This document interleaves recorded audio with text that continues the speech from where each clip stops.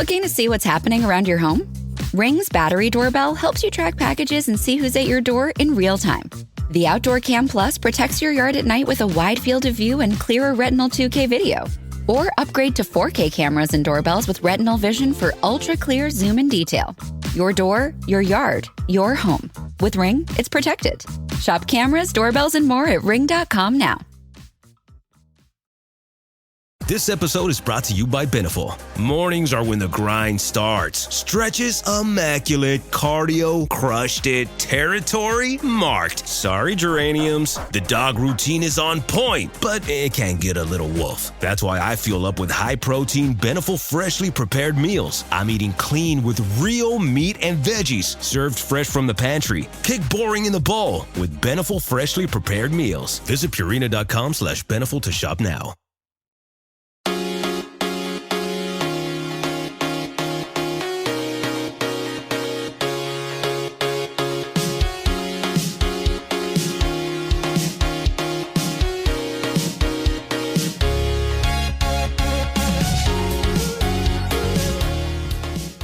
Jessica, and this is the Daebak K-Rambles Podcast, where a couple of friends review Korean dramas.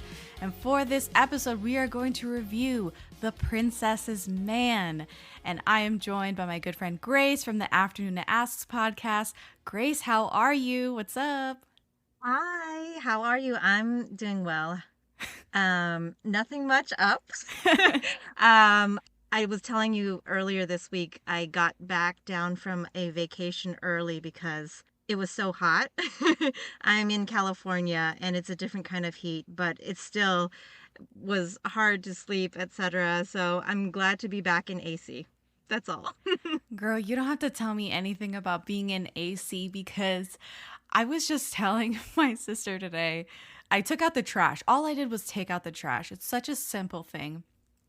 And I was so mad that I started sweating. I was pissed because I had just taken a shower and then I went outside to take out the trash and I was mad.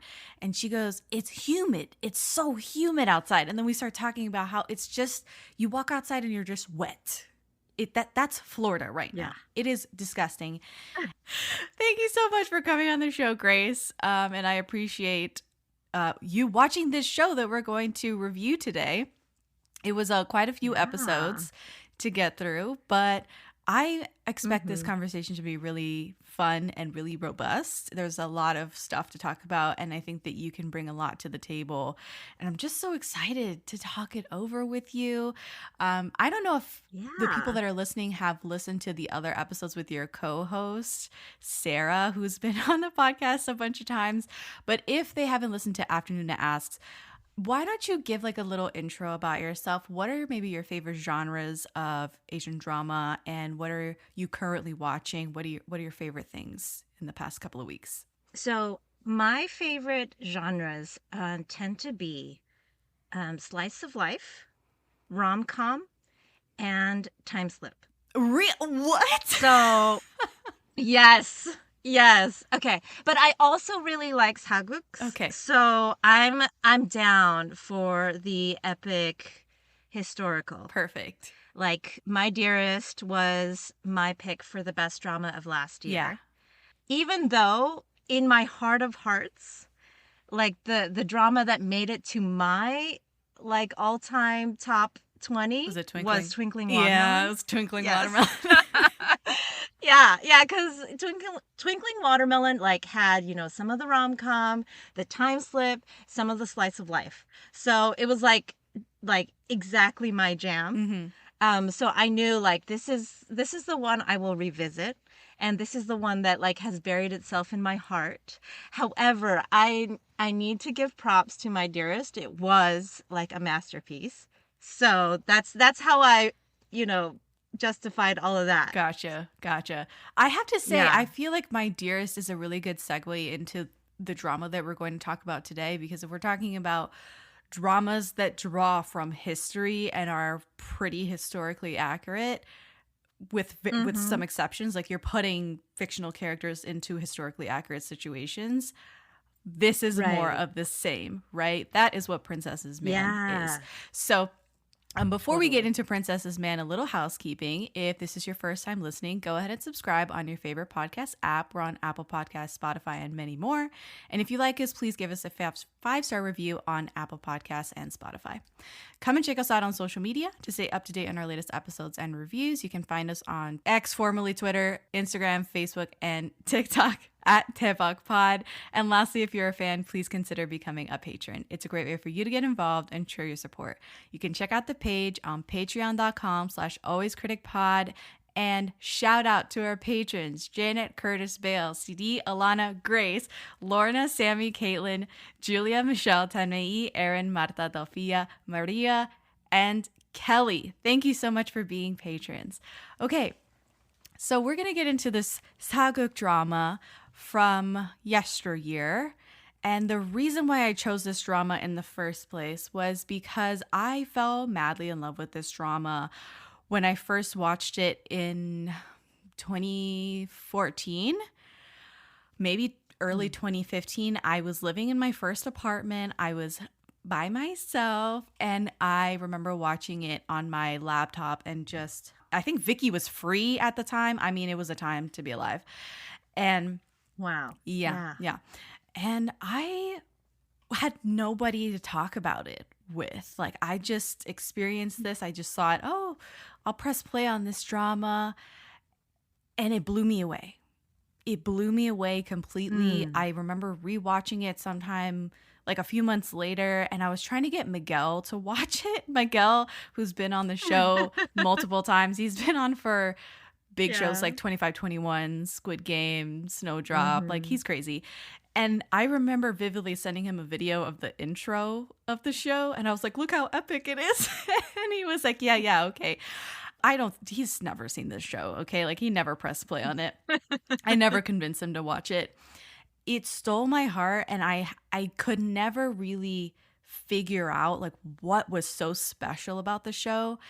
And when it came time to create season 5, the set list, so to speak, for season 5, I was like, man, I feel like freaking going back and rewatching the show and seeing if I was like crazy 10 years ago, or if the show really is great, right? Like, maybe I was on something, maybe it just hit me at the right time in my life or something. Yeah, totally. So I was like, maybe we should just reevaluate this. And I'm actually really excited to rewatch it. So I did, and here we are. I am so happy that you agreed to do it, because I did propose this show to multiple people. Like, I gave people the option. I gave them like a list of shows. And a lot of people were like, I don't know about that.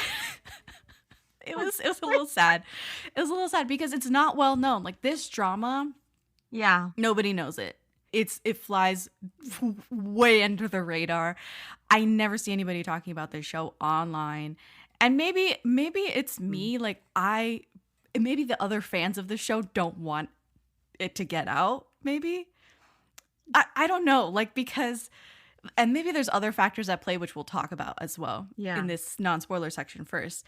But I'm here to just spread the good news. Like, spread the good word about the Princess's Man. That's what this episode was intended to do. And I'm so happy that you have joined the journey.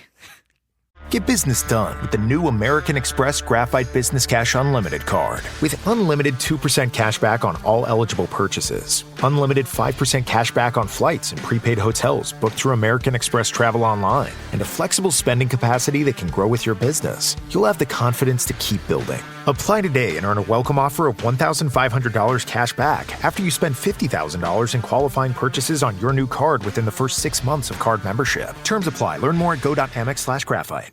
This episode is brought to you by Redfin. You're listening to a podcast, which means you're probably multitasking. Maybe even scrolling home listings on Redfin, saving homes without expecting to get them. But Redfin isn't just built for endless browsing. It's built to help you find and own a home. With agents who close twice as many deals, when you find the one, you've got a real shot at getting it. Get started at redfin.com. Own the dream.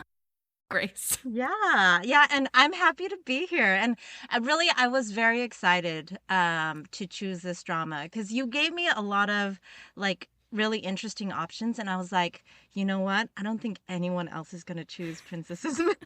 It's so sad. But the reason I was excited was because when you came onto our show, Sarah's and my show, Afternoona Asks, we asked you like, what are your, top dramas, etc., and you included Princess's Man in your choices, and I was like, wow, that's so interesting. And like the plug you gave for it was like, basically the romance. How people get bored with the political machinations in sageuk. Well, in this drama, the machinations are all about this romance, this central romance. I was like, that's so interesting. I want to check it out. I can't wait to find out what your thoughts were, what your true thoughts were, because I know we're kind of like hyping it up right now, but like at the end of this process, well, I'm gonna like set you loose, and I want to hear your true thoughts. Like, don't worry if I like it or if I don't like it, even Absolutely. after the rewatch. So, all right.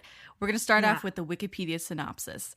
It's a historical drama depicting the forbidden romance between the daughter of Grand Prince Soo-young and the son of Kim Jong-so, Soo-young's political opponent. This show aired from July to October 2011, so it is older than when I watched it. I watched it like 4 or 5 years removed from when it first aired. And then it is 24 episodes long, which is longer than the standard 16 or 20 episodes. I do want to pause right here and say like sageuk's traditionally are longer than 24 episodes. They might be 40, 50, 60 episodes long if the true sageuks are really, really long. So this could be considered like a baby sageuk. The 16, 20, 24 episode sageuks are like sageuk lights. Truly. So anytime you see a sageuk that's like really low episode count and isn't sort of extended, you can kind of guarantee that it's going to be a little quicker on the uptick, and maybe the writing will be snappier, so on and so forth. That's what you can kind of expect. But around this time period is when this started happening. Right? It was when the episode counts on some of these sageuk started dropping, and you got these like sageuk light dramas. So the directors, there are 2 directors, Kim Jong-min and Park Hyun-suk. Kim Jong-min directed things like Gunman in Chosun with Lee Jung-ki from Flower of Evil, who obviously he starred in with the female lead from this show, from Princess's Man. And this director also directed Sweet Stranger and Me, Grand Prince, Queen, Love and War from 2019/2020 with Kim Min-kyu. That one I do want to watch because I saw like the synopsis and I saw like the cover, the poster of it, and I was like, yeah, that's my speed. That's my speed right there. So I do want to watch Queen, Love and War, Royal Secret Agent, and The Secret Romantic Guest House from last year. Park Hyun-suk directed some of these. I don't know. They seem kind of small fry shows. Uncontrollably Fond. He directed that. He directed Stranger 2 from 2020. I think his most recent work was Hometown from 2021. Some really interesting different shows. Like one guy seems to do a little more sageuk, and then the other guy seems to do some really atmospheric crime dramas as well as tragic dramas. So, I mean, that it's interesting to see how they combine their powers into The Princess's Man. They won, both of them won the Best Director award at the Paeksang Arts Awards in 2012 for The Princess's Man. So they are decorated for this particular drama. Princess's Man was written by Cho Jung-woo and Kim Wook. Kim Wook only has like 1 TV movie and 2 movies to his resume, he or she's resume, besides The Princess's Man. And then Cho Jung-woo has written The Real Has Come from last year, 2023, and Are You Human? Which when I saw that title, I started laughing. Have you seen Are You Human? No, I don't think so. I mean, and I'm not sure if I'm thinking of the right one, because I feel like I've seen one that's like, Are You Human too? That's it. That's the same show. Is that the one? Oh, that's the same show. Yeah. I think I kind of wanted to watch that based on the leading man Right. It's the second male lead from Cheese in the Trap. Yes. Okay. Yes. So yes. he's in this. That's his show. Are You Human is that show where he plays a robot, like an android. Right. Okay. I won't spoil anything else. I may have watched like 1 minute of that show and then been like, no, actually, I'm not in the mood for this. Anyway, well, it threw ages me ago. It threw me like back into 2018 when I saw that he wrote Are You Human? Are You Human too? So anyway, long story short, though, that's it. Like 2 directors, 2 writers, and then we are going to talk about the cast. So we have Park Shi-woo, who plays Kim Song-yu. He is our male lead. He has been in a few dramas like Iljime, The Phantom Thief from '08, which also stars Lee Jun-ki, so they've like worked together. Family's Honor, Princess Prosecutor, Queen of Reversals, Cheongdam-dong Alice, which I remember watching and dropping in 2012. I don't know if you've seen any of his stuff before Princesses. No, I haven't. Okay. No, that's fine. He was completely unfamiliar to me. Okay. I think he's pretty unfamiliar to a lot of K-drama watchers. And we'll get into why in a bit. But he's also been in My Golden Life, which was pretty well received. Lovely Horribly, which was not well received at all. And then I think his most recent thing was The Kingmaker, The Change of Destiny from 2024 years ago. So yeah, he's not been steadily working since 2013. And there's a reason for that. But anyway, what did you think of Park Shi-woo? I thought he was pretty good. I'll get into this later. I actually enjoyed the side characters more than the lead characters. Really? In this drama. Okay. Yeah. So, and I don't think that it is the fault of the actor and the actress, the male and female lead. I think the way that they were written was just not as interesting as they could have been. But that's just, yeah. Okay. Yeah. Okay. So, but you thought he was pretty good, all things considered. I thought he was decent, all things considered. Yeah. I would say that he was pretty good. Like, I think I thought of him more. I thought he was better on first rewatch, I guess, like back in 2015 or whenever when I rewatched it as well. I was like, oh my God, he's amazing. And then this time around when I watched him, I was like, he's good, but not as good as like when I first watched. Like, I don't know. Right. Like there was like a disconnect for me that I was like, maybe he's doing too much. Like, I don't know. Yeah, I kind of felt that way about him, but I also wondered how much it was the style of the dramas back then. Yes. Because I feel like the style of this drama was more intense, kind of more dramatic than I'm used to nowadays. Yeah. Even in the sageuk. So I was like, maybe that was what they were asking from him and, you know, some of the other actors and actresses that, you know, had some kind of like really intense face happening. So yeah. So I thought he was good. Like there was nothing about his acting that I felt was, you know, lacking or anything like that. I thought he was super handsome. Bar none. I thought he was super handsome. And then if I recall correctly, there's like a transition that happens in the show, a styled transition that happens in the show that had me like gnawing at the bars of my enclosure. And I don't know if that happened with you as well. Like he basically looks like a ninja, like for half the show.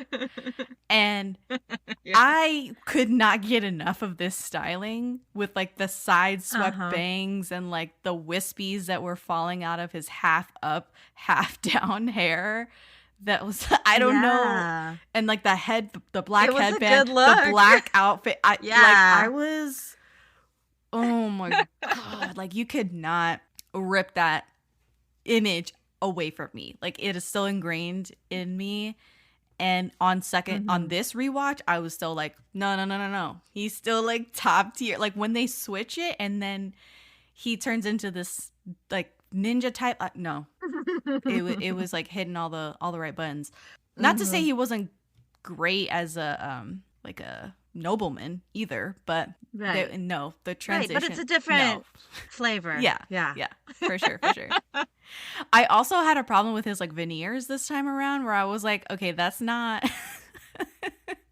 There was something about this like this guy who clearly has veneers, like in the year 1450, presumably in the year 1450, that I'm like, maybe not. Like maybe not. Maybe I was on something, because it's not that the veneers look bad, but like it's not 1450. Right. Yeah, I mean it takes away from the authenticity. Right. But also, like, really, do we want authentic 1450s teeth? I don't think so. Right. Like we don't want that. We want to swoon a little. I know. We don't want those authentic 1450s I don't want the teeth. 1450 teeth, but I don't want the 2011 veneers either. Right. I want a balance. Anyway, so his co-star is Moon Chae-won, who everyone I think is a little more familiar with. She plays Lee Se-ryung. She's been in a few movies like Mood of the Day, War of the Arrows. War of the Arrows came out in the same year as The Princess's Man, 2011. I highly recommend everyone to watch that movie. It's really good. And then she is in, Flower of Evil, which we have an episode on. Evil, yeah. Yeah.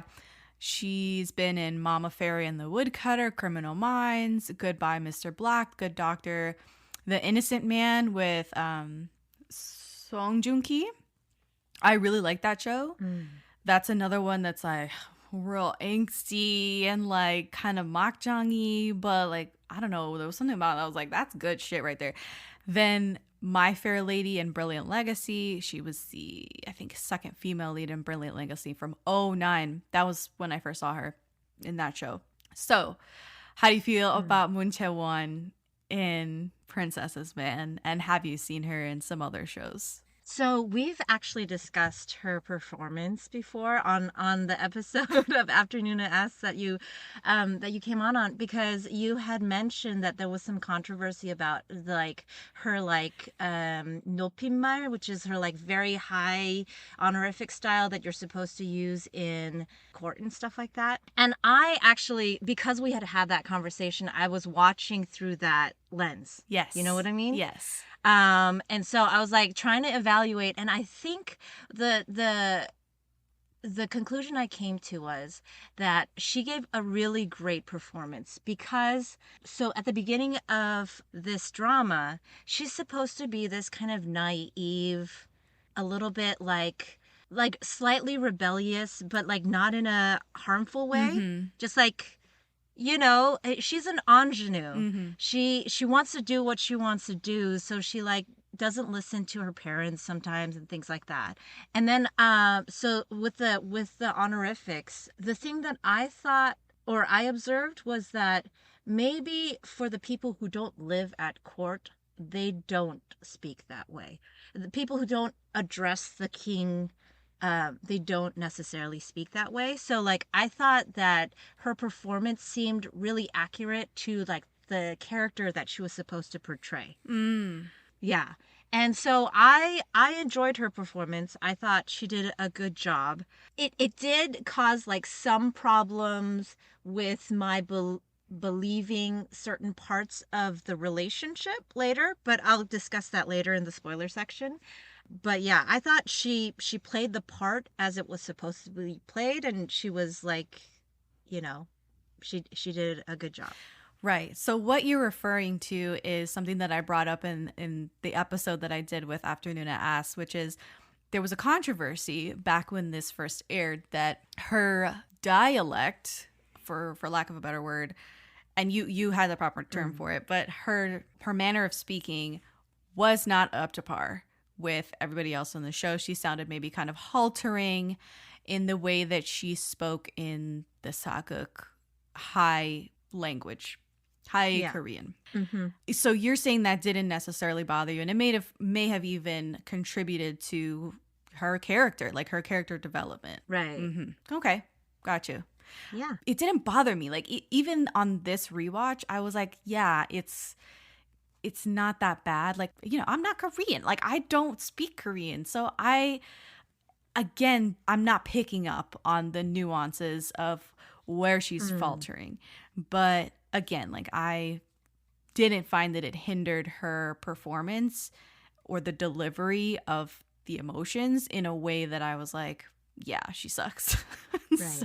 Right. I think I agree with you, basically. Yeah, I thought she played the part like perfectly fine. She did a good job.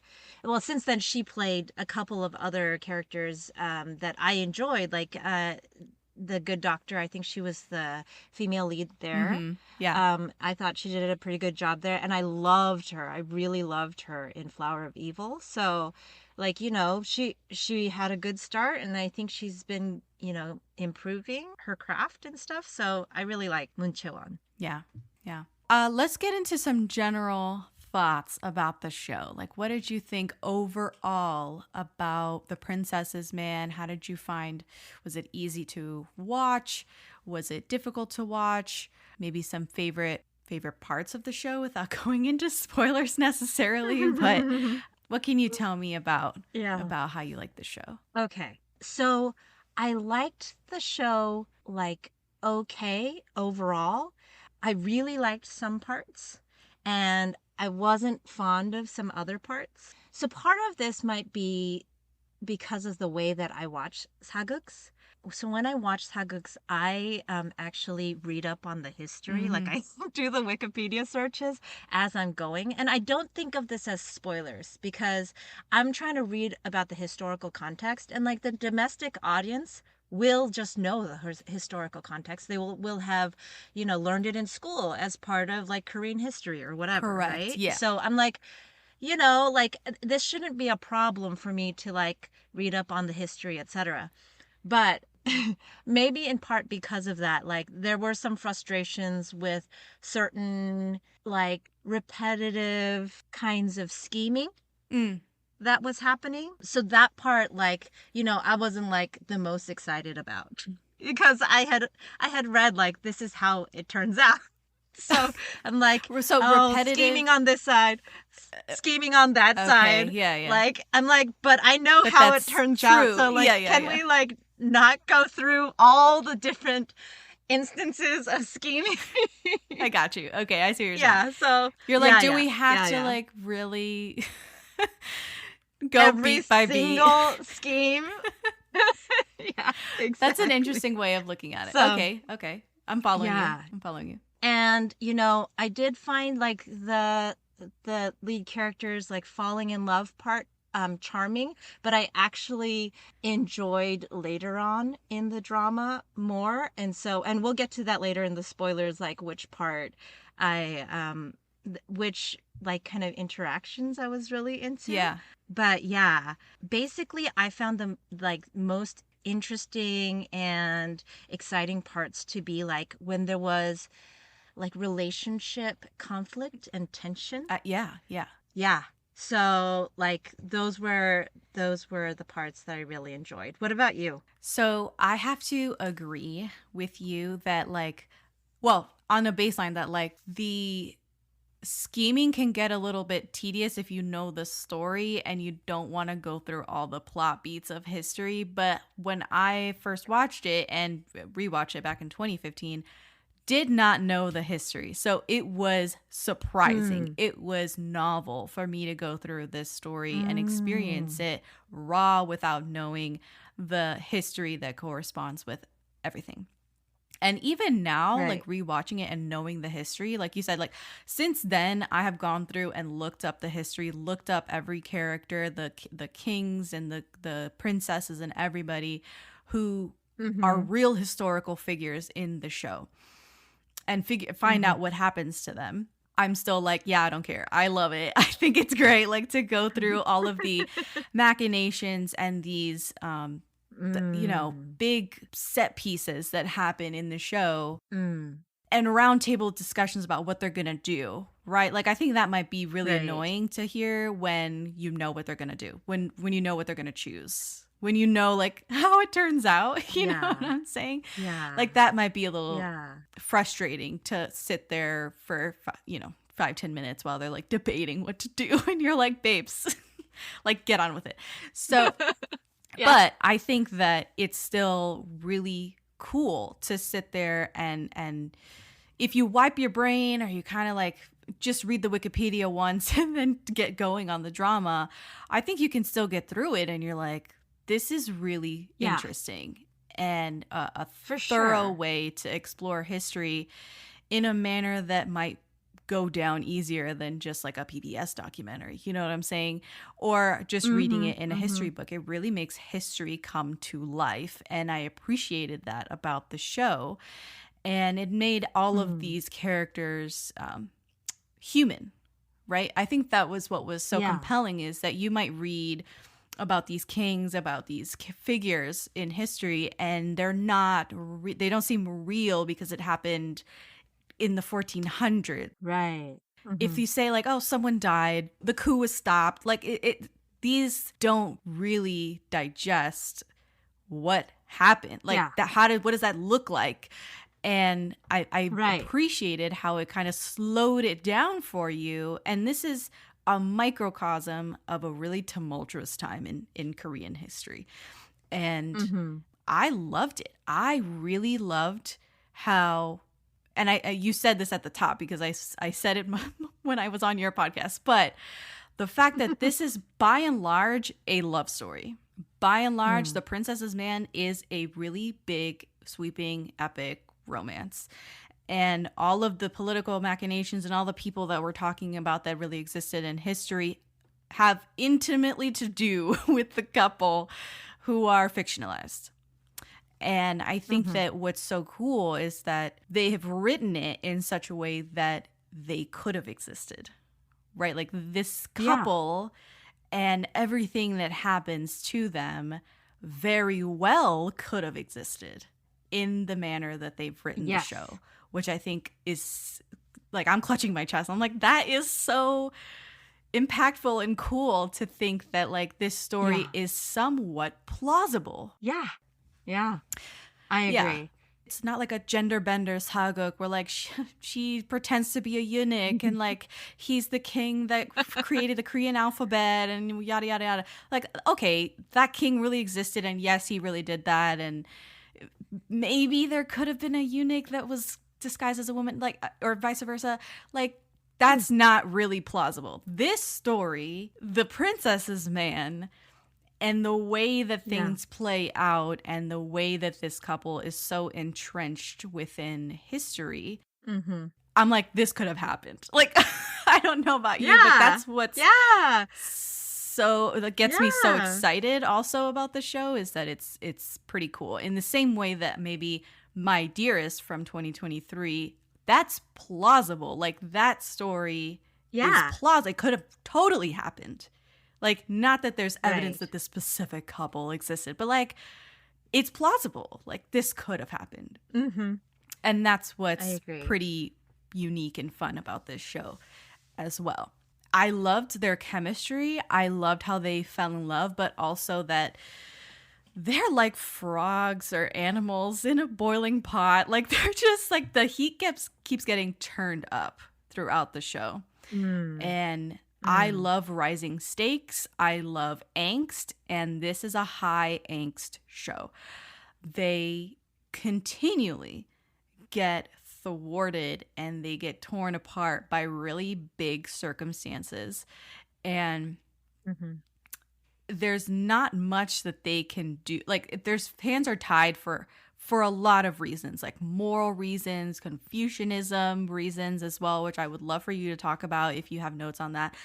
But it is kind of impossible for them to be together, but they still want to make it happen. Like at the end of the day, they're still like, well, I know that all these things are in flux around us and like it sucks. The situation sucks, but we still love each other. Like at the end of the day, the love is still there. Like how are we going to resolve this? So I really appreciated that it wasn't just an automatic death sentence for them in the show. They were fighting against these principalities and it was an uphill battle, but you know, they were dedicated to to each other. And that was addicting to watch.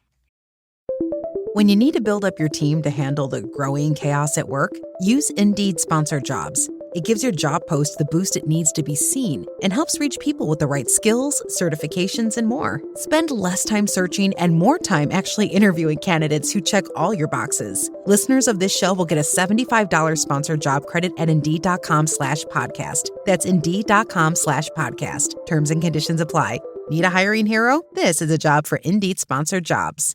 Now at McDonald's, a McDouble is $2.50, so you can get your gym gains on. Or just get lunch for only $2.50. Get more value on the under $3 menu. Limited time only. Prices and participation may vary. Prices may be higher for delivery. Ba-da-ba-ba-ba. Yeah. I mean, like, sometimes that dedication was one-sided, but that's what's the angst injected about the angst. More of the, like, the excitement. Right. Into the show, like, how is this going to be resolved? Right. That kind of thing. The tension. I love that tension. There is tension and bad blood. So how are they going to work it out? Right. Totally. Yeah. It's very, I think of the comparison people like to make is Romeo and Juliet for them. Mm-hmm. Yeah.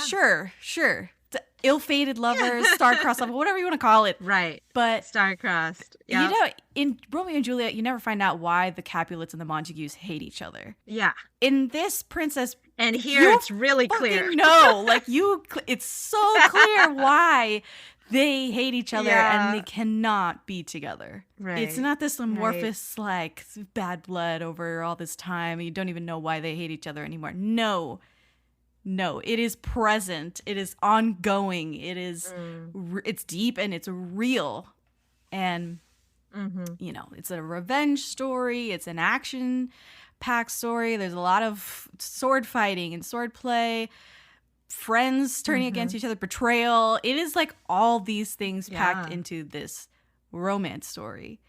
And I loved it. It was a lot of things. Awesome. So even after all this time, upon like rewatching recently, you're still like, this is an awesome show.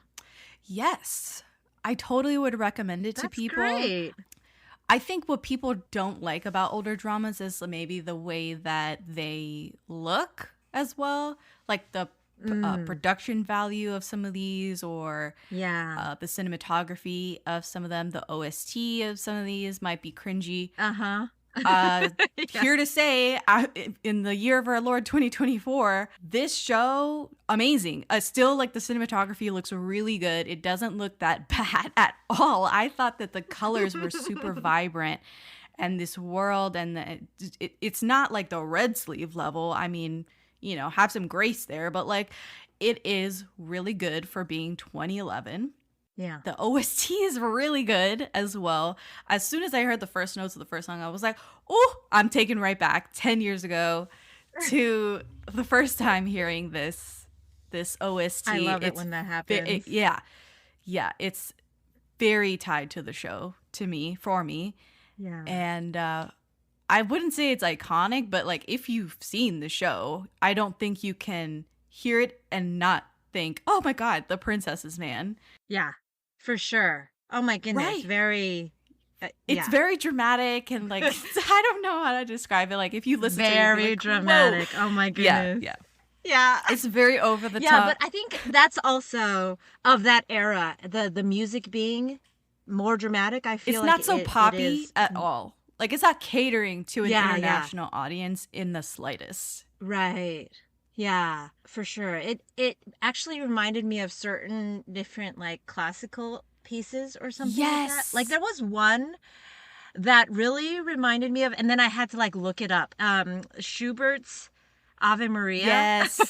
It sounded kind of like that, kind of grand like that. And then, okay, but there was one that sort of reminded me at the beginning of the Carol of the Bells, which is like a Christmas song. So that a little bit pulled me out of the moment sometimes. That was the intro song. Like, oh. Yeah. But, it's very grand and like atmospheric music. It's like, definitely would recognize it from this show. anytime I hear it anywhere. Right. It's super recognizable, very memorable pieces. Again, like all of these sort of quibbles that people have with older dramas, I'm like, yeah, this one doesn't, I don't feel like this one has that issue at all. The acting is pretty solid as well. And the episode count, if you can watch a really long 1.5-hour episode for Name Your Current Drama, then I think you can watch 24 episodes of an hour apiece of a really good sageuk that is going to really drag you in. Again, like I said at the top, or like you reiterated at the top that I had said on your podcast, all the political machinations have everything to do with the couple. That is really special. I think a lot of people get turned off by the sageuks because they get bored by all of the, like, you know, courtroom backflipping that happens and the posturing that happens in the court. Here, everything has to do with them. And really, after a certain point, it specifically has to do with them too.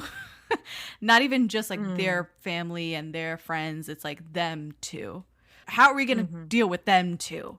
Is the right. conversation. They're driving the action. Right, yeah. right. They're driving the conflict. Yeah. So I really thought that was special. That kept me entertained and locked in. Did you like the characters, like the male lead and the female lead? Did you like their characters? So again, I'm a little torn because like I did like them, but I also would lose interest in them at different points in the drama. And I'll explain why later, but because I think that involves some spoilers, but like, yeah. Okay, we're going to have to talk about that. I did like them. Okay. Long story short, you did like them. All right. Yes, I did mostly like them. Okay, so there is a reason why our male lead, Park Seo, nobody's heard of this guy. After 2013, his career tanked. And the reason for that is because there was a giant scandal. He was accused of rape, sexual assault of a trainee actress named A. I don't think we even know who it is to this day. It's still A, trainee A. It turned into this whole stink where he ended up suing the accused and his former agency as well for threat, libel, and false accusations. Basically, he was saying, like, they're trying to extort money out of me and defamation and all this stuff. It was really ugly. He left the country for like 3 months and lived in the States while it blowed over. I don't want to sit here and say he didn't or didn't do it. We're never going to know whether he did or didn't do it. He never did any jail time. He was acquitted of all charges. Trainee A dropped her suit. His agency like countersued him. It was really ugly. This did irreparable damage to his career, his reputation, obviously. Doesn't matter whether he did or not. Like, it sank everything. He lost contracts, lost jobs. He didn't do any dramas for like 3 years. And then he's done some dramas every few years. And so that is why this guy is not on your TV screens. Like, I've never heard of this guy. Yeah. So not very good news. But this show, The Princess's Man, did very well. It had very good ratings. About 25% of everyone in Korea tuned in for the finale episodes. Average ratings for the whole show hovered around 20%. That is very, very good.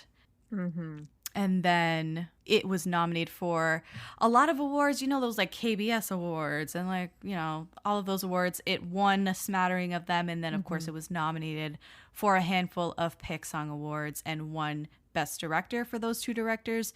But Moon Chae-won was nominated for Best Actress. Park Seo was nominated for Best Actor. And the drama itself was nominated Best Drama that year as well.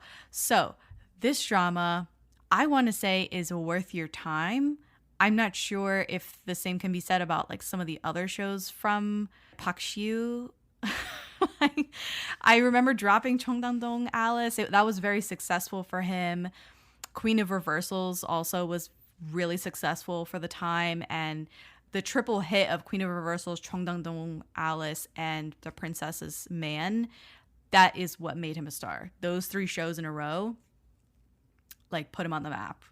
And then boom, scandal. So that is just context, added context for people. I don't want to leave it out because I feel like that's unfair, but yeah. Yeah. And I tend to, be on the side of the victim.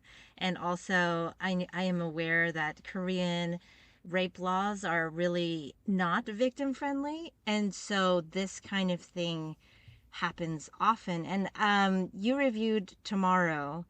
So there was that one vignette, that one story about and I don't know if this is a spoiler, but I'll just give vague outlines about the woman who was raped and like just how things went down legally. And so like whenever there's an accusation, I feel like a little bit torn, like, because one of my favorite sageuk is Sungkyun scandal. And it's like the same thing happened with the male lead. He had both like a possible sexual assault accusation, not as big, I think, of an accusation as this, Park Soo, and also drug problems. So yeah, he was also one of those people that no one's ever heard of. Whenever I mention Sungkyun scandal, which was 2010, so like in this same era, nobody knows who he is. But like, yeah. I always feel like slightly like, I'm not sure how I should feel about this because maybe, who knows? It's really hard. It's really opaque. Yeah. Based on how the Korean legal system works, like how like it actually went down, and I will include a Soompi article from 2013, I believe, that kind of outlines the broad strokes of what happened because the media was in a frenzy putting out articles at the time, whether it was true, whether it wasn't true, the content of the articles themselves, just to keep up with the cycle of people wanting news about this scandal. Right. And so Soompi was like, okay, the dust is kind of settled. Yeah. Yes, he was a huge star. And now nobody knows of him. So Soompi put out this article that was kind of like, okay, here's what we know, and here's, take this with a grain of salt. So-and-so said this, and so-and-so said this, and Dispatch was all over his ass, right? Like all the way up his ass about this scandal. They released like a timeline of events of so-and-so said this happened at this time, so-and-so said this happened at this time. She didn't report the rape until 4 days later, but then there's text between her and so-and-so talking about like taking down Park Soo. It's like really, I don't want to say anything. This, you can read about it and feel what you feel about it. But the fact of I kind of, in this case, it is so old, right? Like this was 2011. And I obviously haven't seen him in any other shows since. I don't want to say I've canceled him, but I really haven't taken any initiative in You're not seeking out his dramas. And plus he's probably not in the lead roles. No, he's not character in good shows, I would say, either. Like the quality of the projects that he is being given or auditioning for it, that I don't know if that's any good at this point because of the level that the scandal, the fever pitch that the scandal hit and the way that his career took a hit. So again, take this with a grain of salt. Like if this is a make or break for you, then fine, like don't watch The Princess's Man. But if you are one of those people that is like, okay, this scandal happened after the fact, maybe I can listen to Chris Brown's stuff before he beat up Rihanna, but not after he beat up Rihanna. Like, I don't know if you're that type of person, but if you can separate the art from the artist, great. If not, then that's your life. Also great. Yeah, fine. So we're going to talk through spoilers, but before we do, what would you rate this show out of 5 soju bottles? So out of 5 soju bottles, I think I would rate it 3.5 because there were really good parts, but there were parts that like I wasn't that into. So on the whole, 3.5. Okay. I'm going to give it a 4.5, like a full soju bottle of more than you because I still really love it. Yeah, it was so watchable for me. It was really, that's great though. Really bingeable for me. And just solid. I thought it was really solid and felt like this is why sageuk's like don't do it for me nowadays. Like I have really high expectations for sageuk's because they're not angsty enough. They're not quick enough. Like they don't have all of these relationship politics that happen. And this show had a lot of that. So, you know, it's tough. And, you know, that's probably part of my rating also. My preference for sageuk's are the ones that tend more toward the rom-com-y kind and not the angsty kind, which is why My Dearest was kind of like an outlier for me. Like, I usually am not going for the, like, really, like, angsty, tragic things. So this is probably, like, mostly... a reflection of like, you know, preferences. Like, True. You don't gravitate toward angsty stories. Yeah. Right. Right. You said one of your favorites is Song Kyung-kwon's Scandal. That is a very light. It is very light. Yeah. Yeah, and I loved Mr. Queen. That also has a lot of funny moments. That kind of thing. So yeah, this was not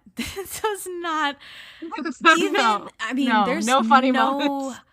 If you're looking for like, comedic relief, sorry to say, this doesn't have hardly any comedic relief in this show. Yeah, it is pretty doom and gloom for a lot of it. So if you want to be spoiled on the show, please keep listening. Or if you want to preserve your first watch, then stop right now and come back later.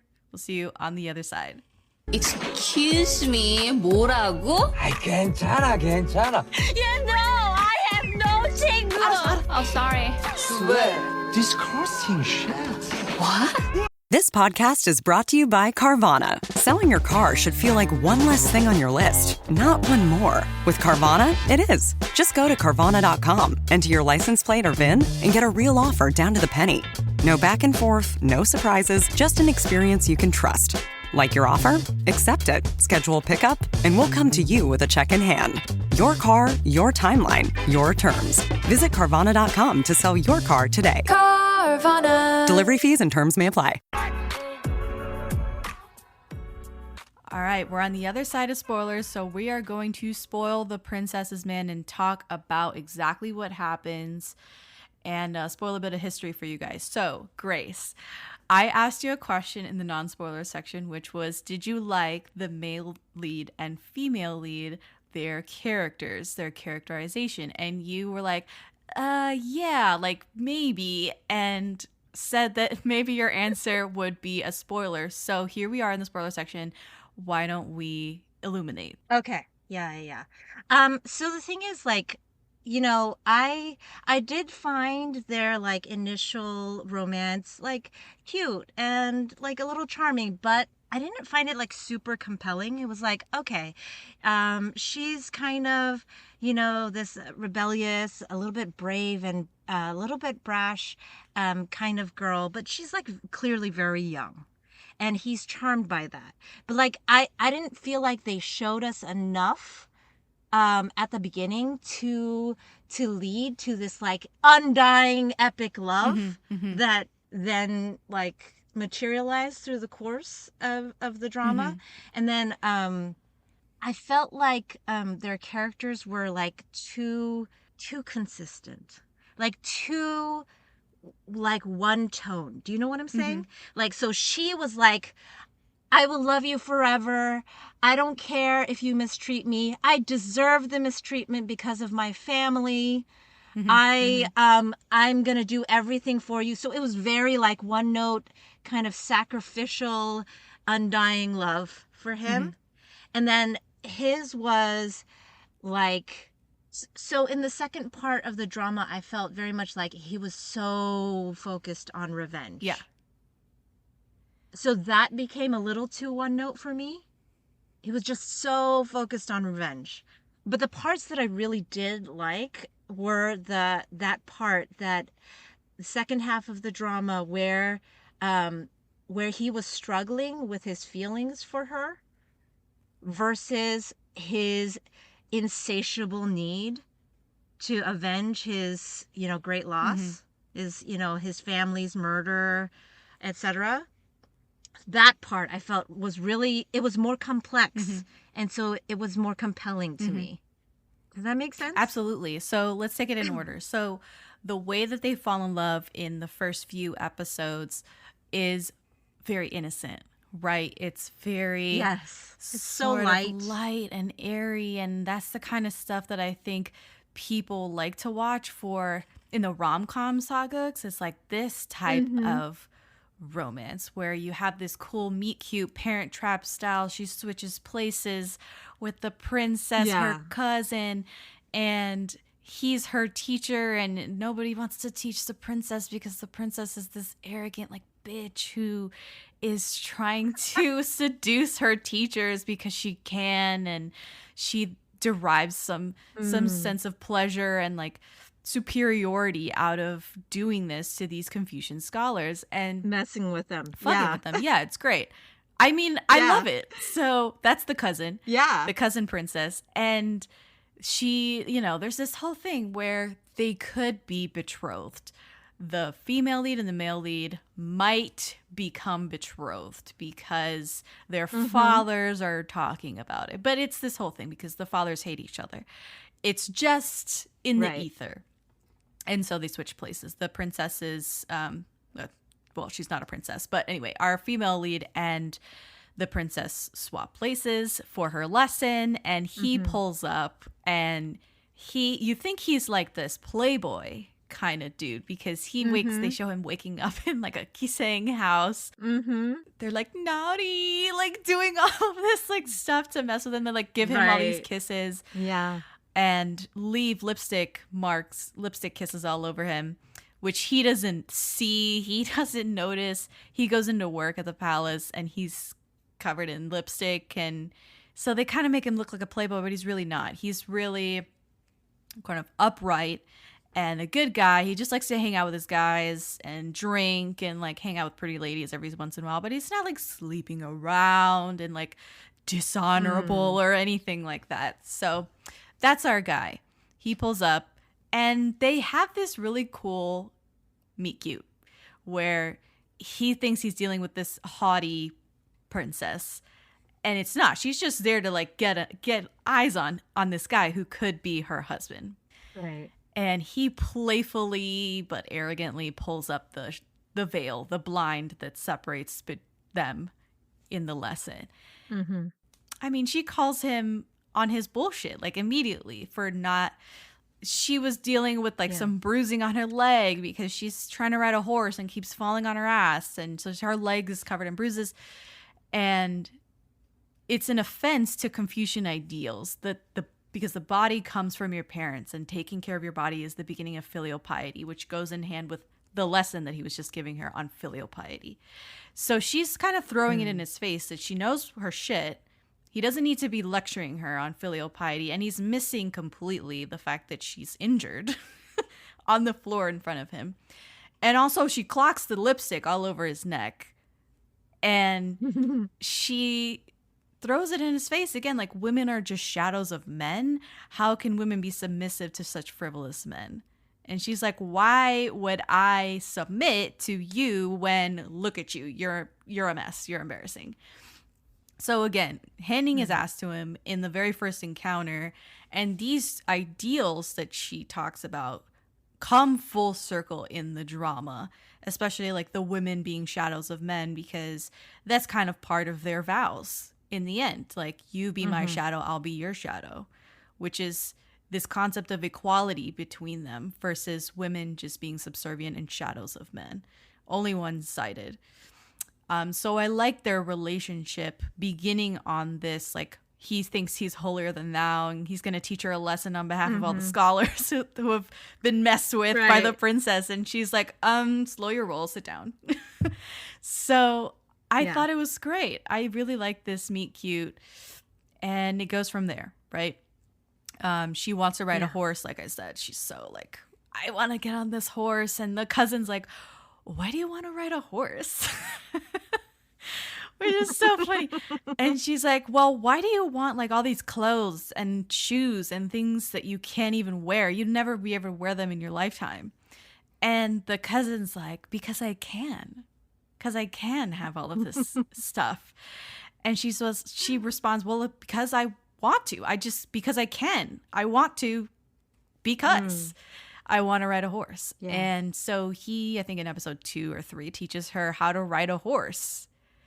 And it's this like thing, this symbol of freedom and that she will never have. And she says specifically that women are basically imprisoned. They can't leave the house after they get married. So she wants this memory to. She wants to sow her wild oats, like by riding horses. By riding a horse, because she knows. Yeah, because she knows she won't be able to do it later. She's like, I have some relative freedom now, and that's why I want to do it now. Because once I'm married, I won't be allowed to. Right. So it's really romantic, that notion of like she longs to experience this little pocket of freedom and the wind on her face, and it's like, I'll take this with me into this really confining life that I know is waiting for me. Right. And he gives that to her. Like, he gives that experience and also teaches her how to ride a horse by herself, like not with anybody. So he's giving her a level of independence as well, right? Like, you don't need a man to, ride a horse. So I thought all of this was a really good foundation for her thinking maybe he's not so bad to get married to, because the whole thing of she knows and he doesn't that they might get married. Yeah. So that's why I loved their buildup, and I fully believed it when she, steps in front to save him from the bandits who are actually assassins, like going to kill him in episode 2 or something like that. Yeah. That she like would lay it all down because she like feels this closeness to him, and he's her teacher. There's a sacred relationship as well between the teacher and the master in those times. So yeah. And she calls him that the whole time. She calls him master or teacher the whole time, because that's how she first conceptualizes their relationship. Yeah. So I think it's good. I don't know if it's necessarily okay. Yeah, I see you nodding. I see. Yeah. Yeah. No. You're kind of convincing me, actually.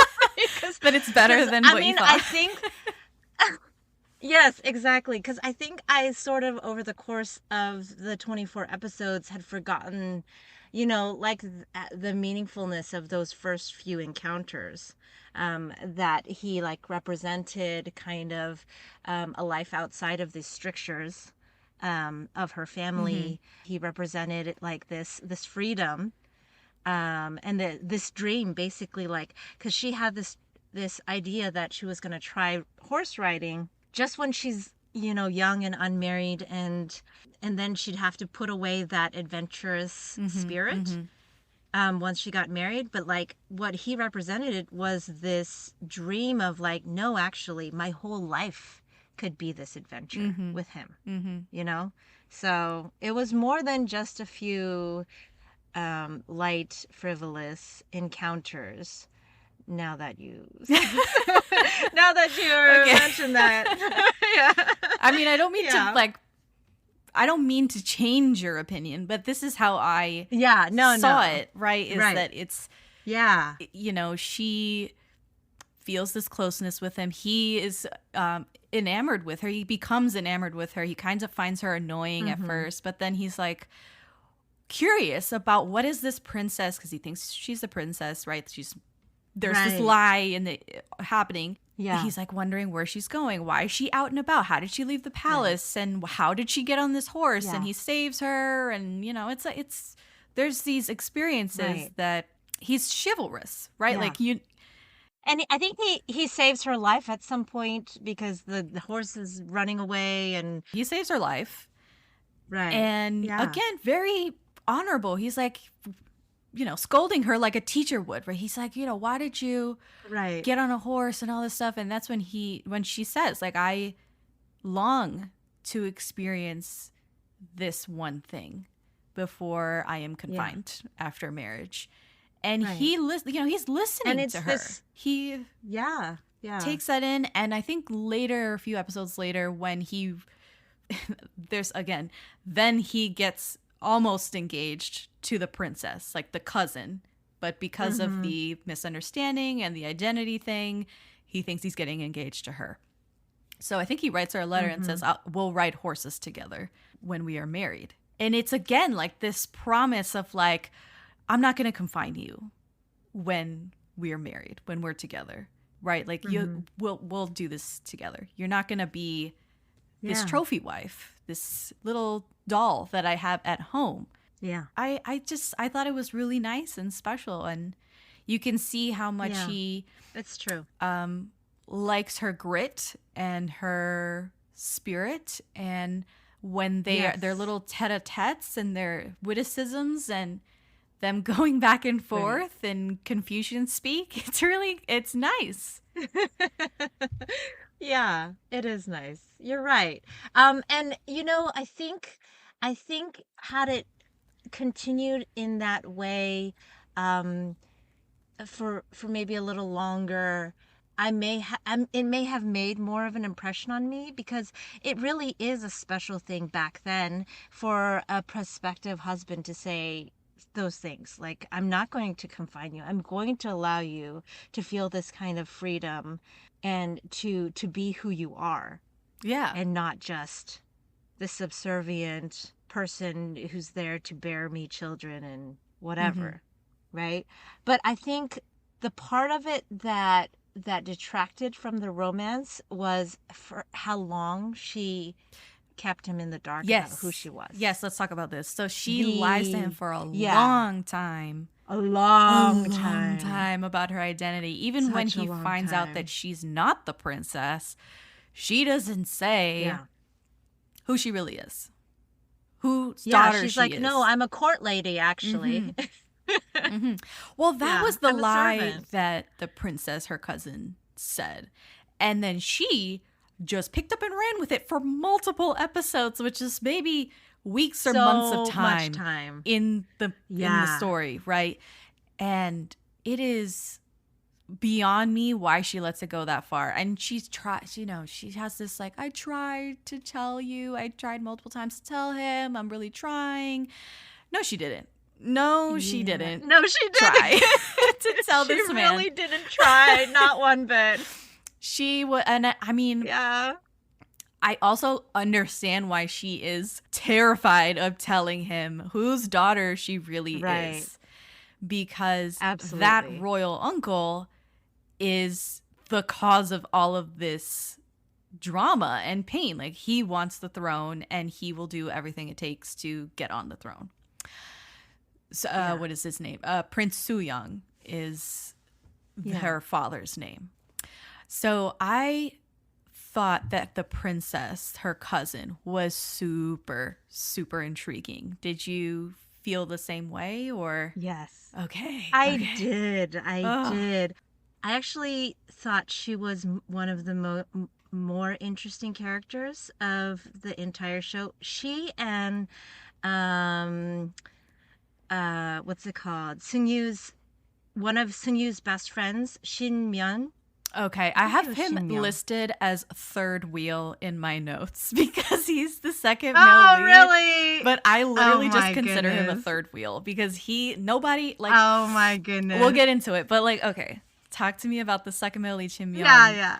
Okay. And the Shin-myun princess, the cousin. and Princess Kyung-hae. Yes. Princess Kyung-hae and Shin-myun, I thought were actually the most relatable people in the whole show. I thought they were the most relatable people in the whole show. Like, Princess Kyung-hae, like, the reason why I really liked her was she, like, seemed to have, like, of all the characters, among the most, like, realistic grasp of, like, the situation. Oh, yeah. Yeah, she wasn't like, hey, let me be a martyr on the altar of my younger brother's reign. She did her best to protect him, to keep him on the throne. And then when he was kicked out of there, when his uncle usurped his throne. Yes. Deposed, that's the word I'm thinking about. So when he was deposed, she tried her best to get him back on the throne, but she wasn't like, let's all die because we can't have our way. And I feel like most of the other characters on that deposed king's side were very much like that. You know, her husband, Jung Chong, who was the other best friend of there's three besties male lead with the male lead. There's three besties. Right. So the male lead, Seung-yu, and then Jung Chong, who becomes Princess Kyung-hae's husband, and the third wheel, Shin-myeon, who is on the other side, and he like betrays his friend. Yeah. Right. Yeah. So Jung Chong and like the Confucian scholars and like almost everyone on that side, they're just like, you know, I'm going to die a symbolic death because I oppose this. And I'm like, no, I'm sorry, but this is why.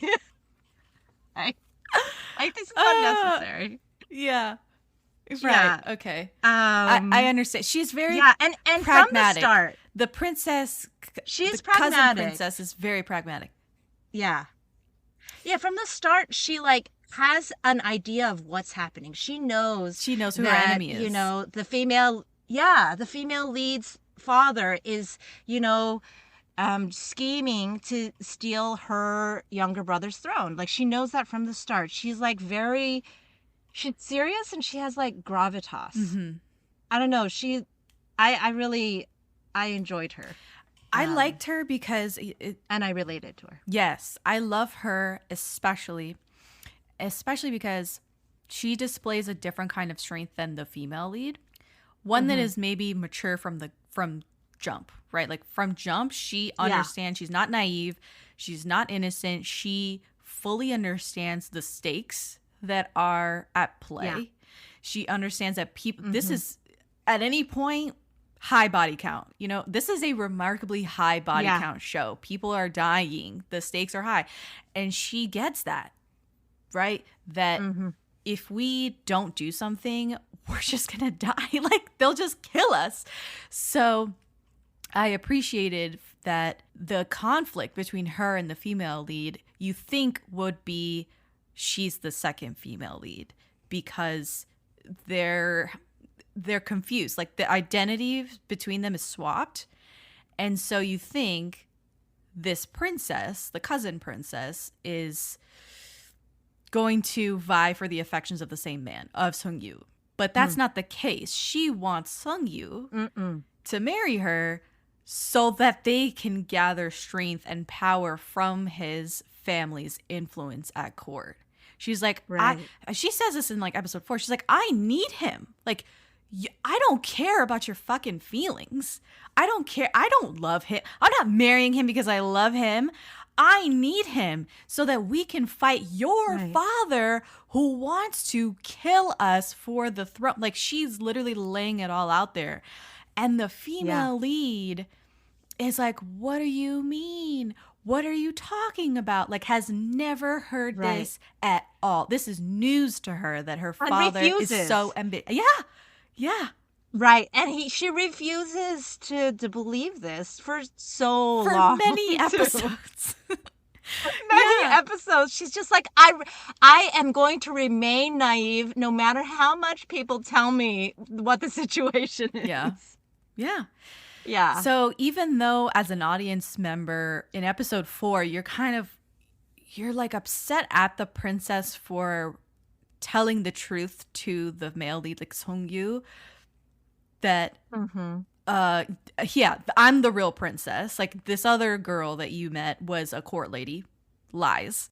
The way that this actress, and I'll get her name in a minute, but like the way that this actress looks at the female lead with such disdain is my favorite thing. Hong Soo-hyun is the name of this actress.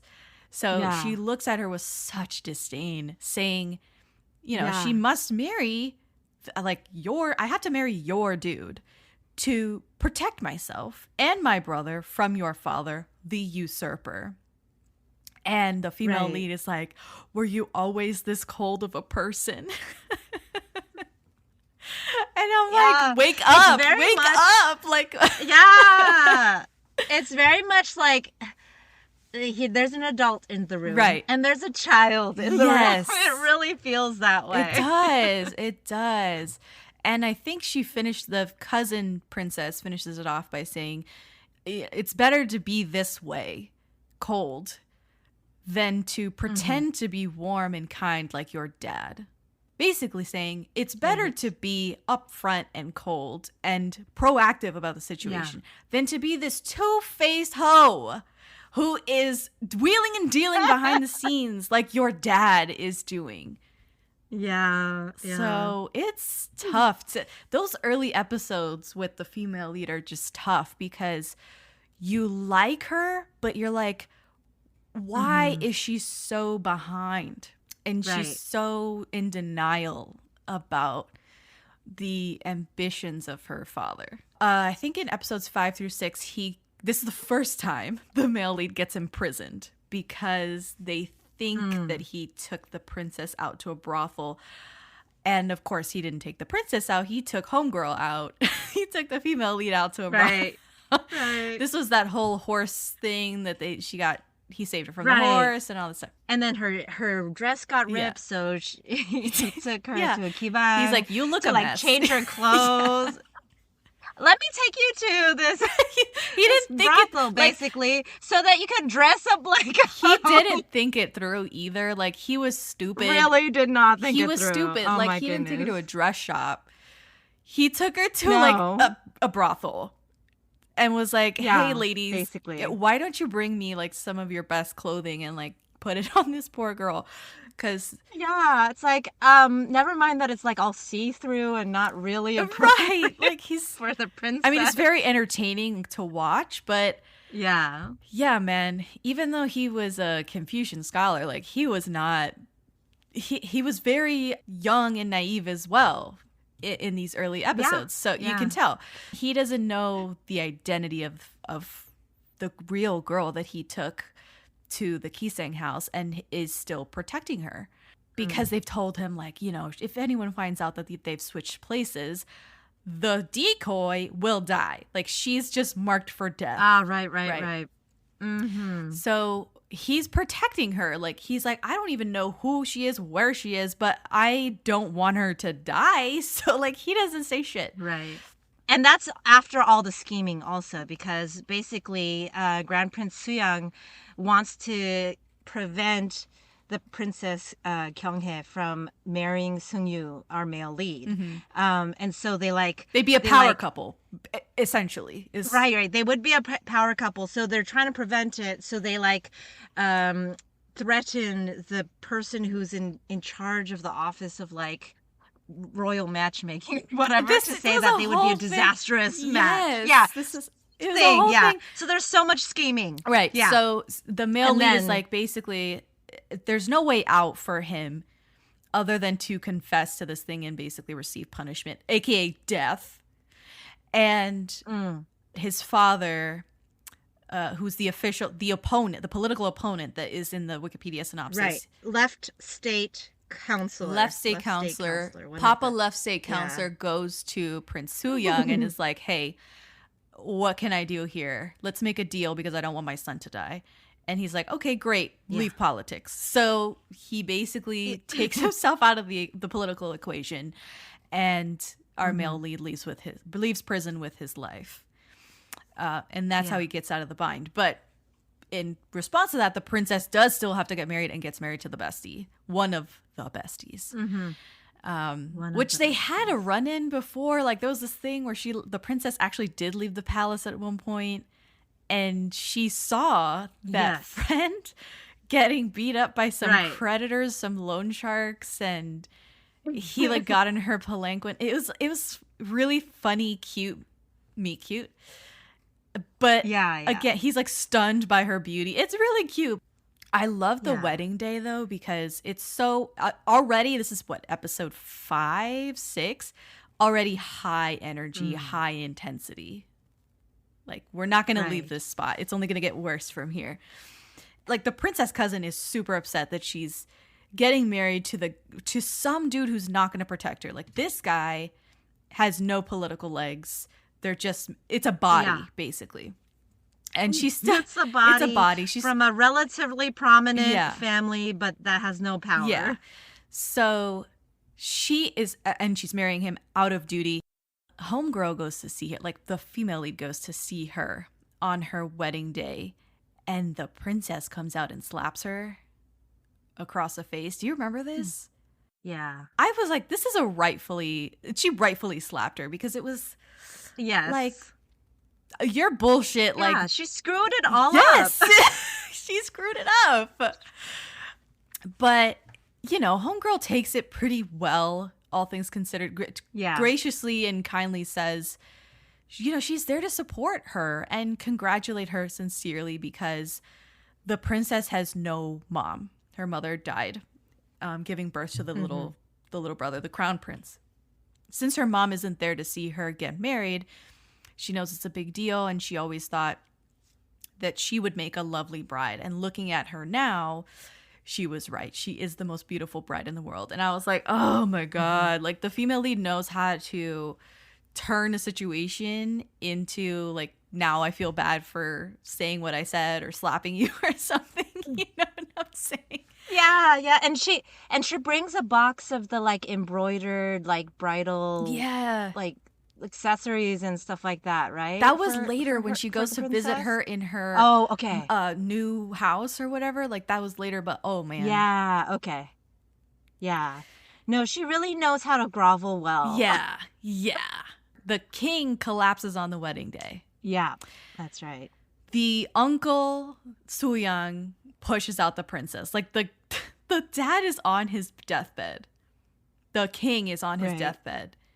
And Soo-young is like, don't you got somewhere to be? Like, you just got married. Like, you gotta go. Because he's so evil that he's just isolating the young, impressionable crown prince about to be king, and doesn't want the princess, who has her wits about her, like, in the mix. Yeah. I mean, she, among the most wits about anyone in this show, this princess. Right. Yeah. So this is when she moves out of the palace, and homegirl shows up on her move out day or move-in day, however you want to say.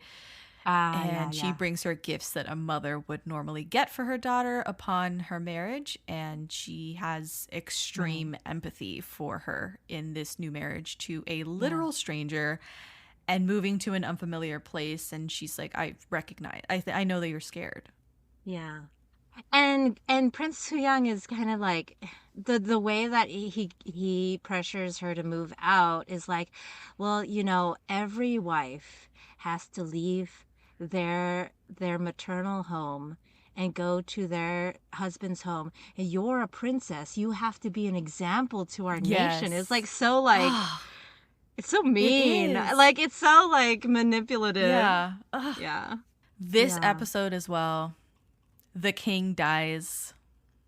The uncle was about to basically appoint himself as regent.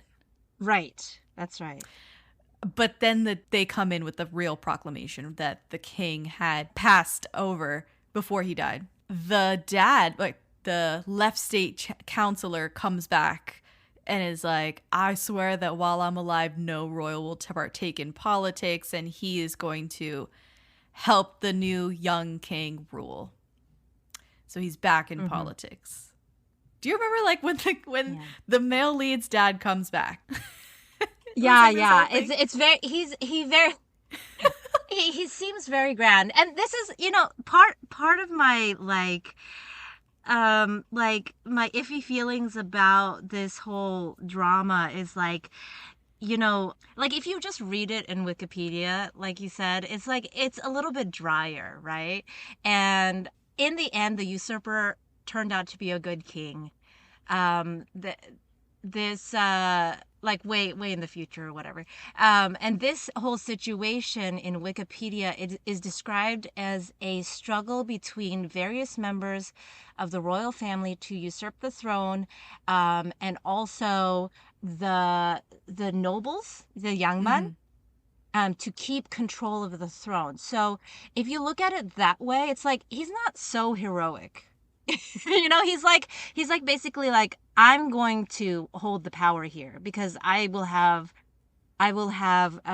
basically like a strong influence over this young king.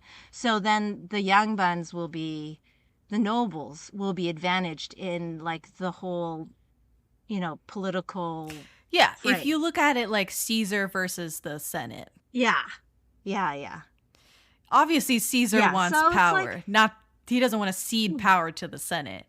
But the senators would love to have more sway and power than Caesar. So in this case, we're talking about the royal family, the Caesars, versus the politicians, the noblemen, the senators. So, but like in the context of Korean history, like for me, it's like, well, you know, all of the kings are going to be like tyrants or whatever. What's the king? So Uncle Suyang. Yeah, Suyang. His Who name became is King Sejong. Sejong. Right, King Sejong. Yeah. One of the things that he's noted for doing is for taking away the control that some of these noblemen and the politicians had and giving it back to the royal family. Which great if you have a good king, but if you don't, then you're shit out of luck. So it's like, I mean, this is true, but also like I don't have a great grasp on Korean history, but it really seems to me from the little that I've read that like when the noblemen are strong, the commoners are the most disadvantaged. So it's like the commoners have like a sliver of a hope that they'll have a good king, and then otherwise they're just shit out of luck. Well, in this show, the fight is between like evil royals who are want the throne, want absolute power, exactly, and good yangban, good noblemen, and bad noblemen who are self-serving and disgusting, right? Who just want more power, more money, whatever. But there are honorable and dishonorable people on both sides. There's royalty and non-royals on both good and bad sides, if that makes any sense. So yeah, and so that's what I'm saying about like how the show paints it. There's clearly a villain side, you know? Whereas I'm like, no, there are villains on both sides, and nobody's honorable. And I mean, like there are honorable people, like in terms of the Confucian morals, etc. But it's like no one's pure here. Like, come on, this is all politics. We don't have like these aren't Boy Scouts here. Like everybody's pretty, they're doing what they got to do. Yeah. Yeah, exactly. Yeah. But this renews the beef, right? When the male lead's dad comes back to politics after the king's death, that ignites the beef again. And at the same time, the couple gets together. Like our male lead goes to the temple where she lied and says she lives to meet her. And he's been like strung out over her, and he hugs her that night at the same night that all this shit is going down. So you get that when they are closer together, their chances of being together could not be worse because of the climate that they're in. Their fathers are at each other's necks. Yeah.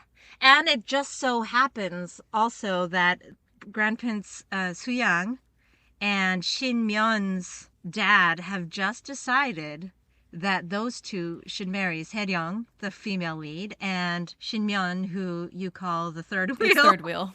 that they have betrothed them. Yeah, they just betrothed them too. So it's like, really, it's the worst timing. It's the worst timing. So we go into episode 7 and 8, and again, he's just at the temple. Homeboy is saying he's decided to stop pushing her out of his heart, lying to himself and denying that he has feelings for her. And what I thought was funny was, I think he says something to the effect of, if she doesn't like that, then that's too bad. And I was like, okay, like, I guess she has no say in this particular matter, but all right. I mean, it's what she wants, but yeah, all right. Right. Yeah, I mean, the wording could have been better. Right. The wording was a little like, ooh. But then he finally asks her name. It's episode 7. He finally asks what her name is. And I was like, oh, Lord. And this is her shot, like, to tell, another opportunity for her to tell him who she is. She lies and says, oh, my name is so whatever. She gives her maid's name. It's like wrong. You're wrong, bitch. Like, so stop. Wrong. Anyway, they have like a really nice date in this episode. Do you remember this date where they're like holding hands in the woods? And is this they're sitting by the water, one where on the rocks? Okay, this is the water one. It's not okay. Date by the river, and he takes out a brush that he just had on his person. He takes out a writing brush and writes maxims with the water just on the hot rocks that they're sitting on, the hot boulder. And they like translate them back to each other as if they're in a royal lesson, which is really cool. Called back to like their teacher-student relationship as well. And in this case, he's talking about the definition of love. And their definition in this episode is giving life and death without hesitation. That is love. And I'm like, ooh. Oh, here's a fun fact. The word they use for love in sageuk is yeonmo. Yes. And the word that is used for treason is yeokmo. So, like, if you're listening to the Korean, it's, like, so confusing. Like, I was close. Like, okay, wait. They're saying yeonmo and yeokmo. and they sound really similar because that pachim is kind of run through. So I'm like, okay, which one's love and which one's treason? But it's like, it's really interesting. Yeah. But yeah. I love this episode because we get it's the first kiss with them. He is like leaving her and she has his fan. Like only males carry a fan, and she's got his fan. And he starts teasing her. Do you remember this? I don't. No, I don't. Yeah, just for the record, I watched this a while ago. It's okay. In March. So I'll jog your memory. Yeah. I'll jog your memory. So she holds up his fan to hide her face. She's like super bashful. And she like lowers the fan, and he's right here, like right in front of her face. And he kisses her. And it isn't her eyes are open, like that's annoying, but it's 2011. Let's give it a little grace. And I was like, oh my god, this is also so cute. It's 1450s 14 fucking for them, 50. so you know. Yeah, like let's settle down. So this isn't the year 2011. This is presumably we're back in the 1400s. So anyway, they have their first kiss, and then he like skips off down the lane. Third wheel Shin-yeon is, you mentioned that you liked him and you thought he was relatable. I hated him. Yeah. I hated him. I hated him, and I hated him. Let's talk about it. About it. So this is like the first episode where or the first set of episodes where he is with her, or he kind of happens upon her. Because she's out and about. Like, she's always out of the house. He escorts her back to her house, and he's like, hey, I saw you. Or he, like, confronts her about her relationship with homeboy, the male lead. And she's like, look, it's none of your business. And he goes, but we're going to be married. And she's like, yeah, and... She says, I mean, this is early. She says, I never saw you as a husband, only a friend. The Shinmyeon continues down this same path of like every single conversation that he has with the female lead is basically this same conversation, which is like, what are you doing? We're about to get married. We're going to get married. Prepare yourself. We're going to get married. You better stop. We're going to, and she's like, fuck off. Like she literally is like, she gets more and more agitated with him, but still under polite society. She's still polite with him, but like, yes. She's McFucking had it with Shinmyeon, like by the end of the show. Yeah. She tells him like, I don't want you to touch me. Like, don't touch me. I will never marry you. Like, I'll fine, marry me if you want to marry a corpse. Like any given Sunday, like she is rejecting him. By the end, it's real harsh. It's like super harsh. Yeah. And I, as like, watch me kill myself on our wedding night. Me. So okay. I couldn't hate this guy enough because he was so delusional, thinking that he could actually win her over. He was. So delusional. And like he was cooperating with her father and he knows that she doesn't agree with her father. Why would you think that you could win her over after all that? Plus she's in love with your bestie. Like my God, like he really thought that he could get with her. He really thought. And I'm like, sit down. Like nobody wants you. Nobody wants you, ugly. Like, sit down. That was my feeling the whole show.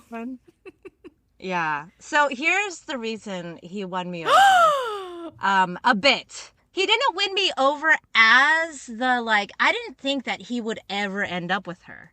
He won me over as a character because he was one of the few people who was really struggling the whole time.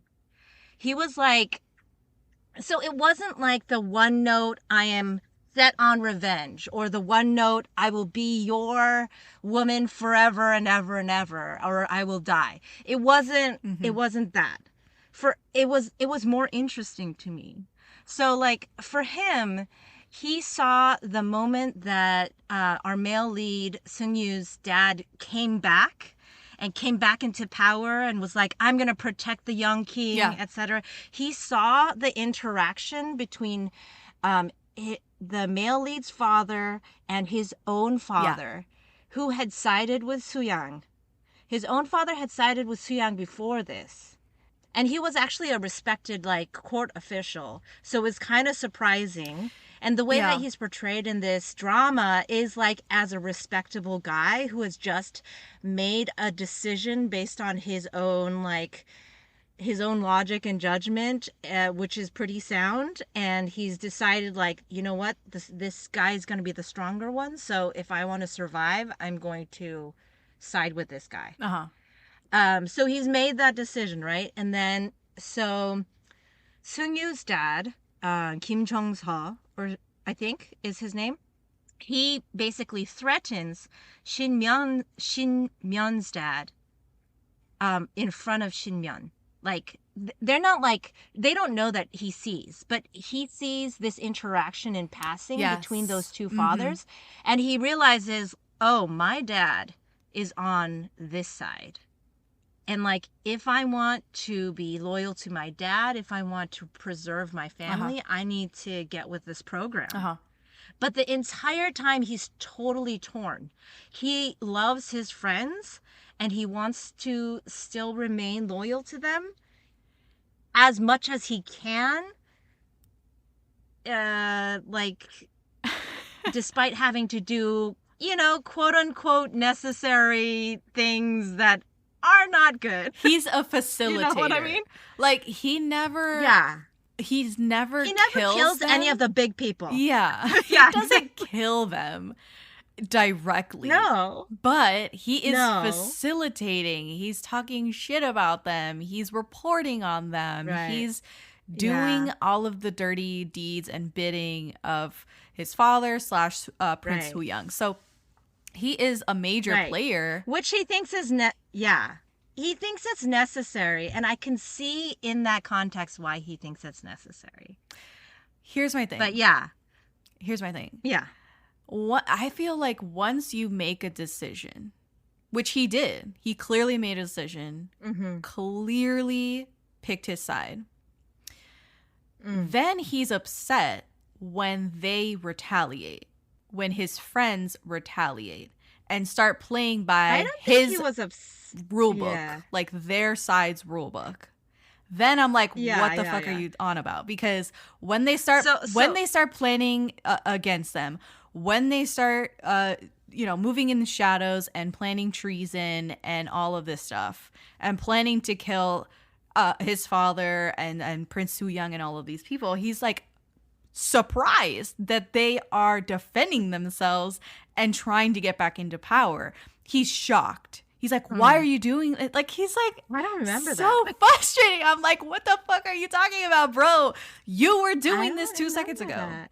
Yeah, no, I don't remember that. What I do remember is him having a conversation with our male lead being like, look, you would do the same thing, basically. And then you are doing, like, once the male lead crosses over into revenge and whatever, he's like, basically, you're doing the same thing. Like, so if we consider that neither side is all good or all bad, like, they've just picked sides based on their families. Like, I could understand that. Right. I understand the revenge because they've slain your whole family. Oh yeah, no, but I think his point of view is it could have gone both ways. Right. Shimyeon says our this. Male leads, you're totally right. That Shimyeon says, like, it was either kill or be killed. Right. It's like your side could have struck first or our side could have struck first. It just happened our side struck first. Right. Because he's seeing an inevitability. Our male lead's father threaten his own father. So he was like, oh, this shit is real. Right. He was shit is real. I have to get with the program. It was like gonna happen anyway. So he was saying, I picked the side that my father chose. Yeah. And oh well, like he was kind of like, oh well, like sorry about it, hope we can still be friends, can you walk in my wedding? And I'm like, what the fuck, like what are you listening to yourself? Like, he was again delusional. No, but he didn't he didn't ask Seung-yu to walk in his wedding. He asked Chong. Chong. Yeah, because in theory Chong was like neither here or there, but not actually. No, like not actually, because Chong was married to the princess. So yeah, that was totally delusional. Like, he's delusional. Like, that's what I'm saying. He's delusional. He's dead wrong. He's totally delusional. That's why I was like, but even in his delusions, even in his delusions, like I could understand like the way that he acted. You know, because of his delusions and because he still had this affection for all these people, like I could see why he was acting this way. Whereas a lot of the ways that other people were acting, I was like, but why? Okay. I do want to address, I'm going to jump on this other thing that you said that you, I guess, didn't quite like, or maybe just liked it on a lesser level, the way that the male lead and the female lead are so one note. And so many of the quote unquote good characters are very righteous. And that's like their defining characteristic. Mm-hmm. And I think that part of why she sticks by the male lead is because they are not just falling in love like romantically. They have an alignment of values. They have an alignment of morals. Mm-hmm. And they believe in the same thing. She believes what her father's doing is wrong. If at any point she thought her father was justified, they would not be together. Like, they would have crashed and burned, and it would have never worked. But because I actually think that because she was in love with her father's, rival son, that was what had dictated what she thought was right or wrong. Because her mom kept saying, look, this is a matter of them killing us or us killing them. Like, her mom was also like a very pragmatic character who I could like understand, like she wasn't like painted as this evil person. She was just like very pragmatic. Like, I can see that it's either us or them. So, you know, please be on our side. But she was like, no, I'm not going to be on your side. I'm going to be on the love of my life's side. So, like, well, she didn't choose a side for the longest time. She didn't choose a side for the longest time. That's true. She was just like, I just want him baseline to live. Like, I just need him to stay alive. Please don't kill him. Right. Please don't slaughter his whole family. And I think the moment she started her descent, right, away from the family morals, was, or at least the family, like, they don't even know really what's going on. Like, the family doesn't understand really what's going on. Maybe the mom does, but the kids don't. Is the moment she overheard her father talking about killing him. And this is after the dad knows that they are in some sort of relation, some sort of thing is happening romantically between Sung-yu and his daughter.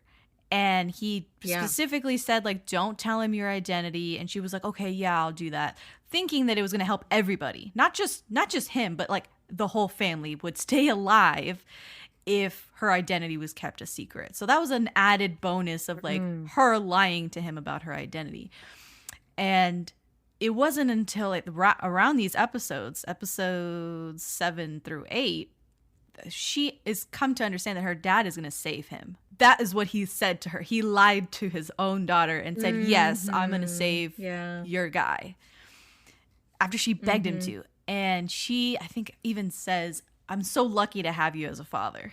Yeah. Right? Like, she is so, I understand her, too. I understand she's, this like, part. very gullible, but... She's so gullible, but... And she believes her father. She's had a really good relationship with her father for her whole life. So that's why she was, like totally in disbelief that, you know, her father would, like, initiate these things. Right. So I think it was these events. Right, this point, after... You know, she's so on a high that like, okay, my dad's gonna like try and patch things up with his family. She goes over, this is kind of funny. There's a bunch of bad omens, cliche bad omens, after her father agrees to mend the relationship with Sung-yu and his dad. She pricks her finger while embroidering and gets blood all over like the white cloth that she was fabric that she was working on. And when she goes out to ask her mother for more fabric, the sky is like all cloudy and the crows are cawing and it's like a bad like situation, right? It's very cliche bad omens of like some shit's about to go down. And that moment is when she overhears her mom and her dad talking about murdering Sung-yu and his whole family. And it's gonna happen that night. Like, all this shit's gonna go down that night. I think her dad says something to the effect of like, well, she can't love a dead man, hee hee ha ha. And she's like, what the fuck? Like, she is shocked to her core. And that's the beginning of the end of her relationship with her dad and her separating from her dad, because he lied to her face and was gonna do this without, she would have never known that her dad lied to her and that he was at fault for whatever calamity was going to happen that night to the love of her life and his family. She was so agreeable before that.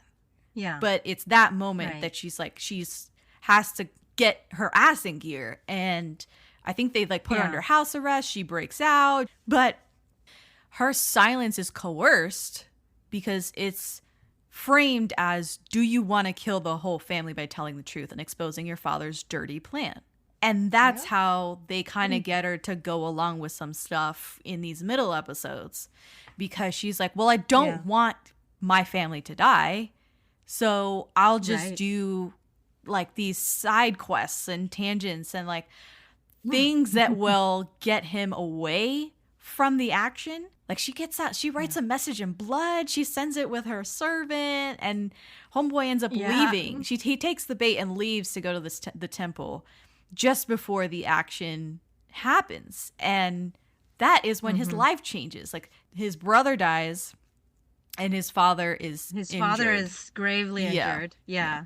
It's just like all hell breaks loose that night. I mean, she confronts her dad in episode 9. To me, this is when you start to see that separation of like the morals that I'm talking about, that she like really does start to align with Sung-yu, even though they don't talk explicitly about like what is right and wrong in this situation. Why should you be advocating for the young 12-year-old king to be on the throne versus this uncle, or not her uncle, her dad, right? Like in this case, it's her dad. But her goal is always to just get him to stop. Just stop killing people. Just stop this plot. And she's really angry with him. And she said, I think she asked him, like, were you always this cruel? Like, she's starting to come to grips with the fact that her dad is not who she thought he was. Yeah. Waking up to Yeah. some of the realities. And, you know, it makes sense. He directly betrays her trust. Yes. And, you know, so. Yeah. And it is this slow burn, watching her loss of innocence with her dad and realizing that he's this power-hungry, treasonous murderer who wants to kill her man at all costs. Yeah. His face, like her dad's face is good too. Like that actor is really great. He is. You can sense that he's losing his daughter's trust. And that is and it hurts hurtful. him. Yeah. It hurts him. Yeah.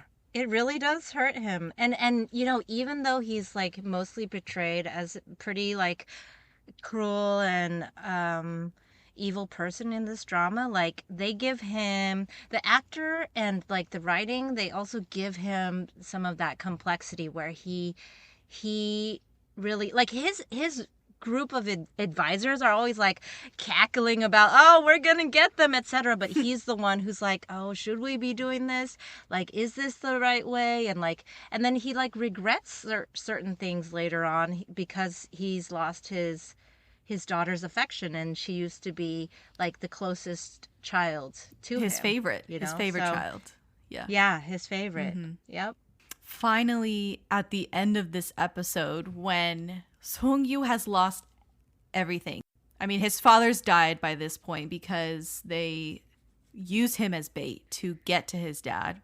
Shin-myeon is supposed to kill Sung-yu, and he ends up not doing it. He chickens out. Good, but he leaves him for dead in the woods. He's severely injured.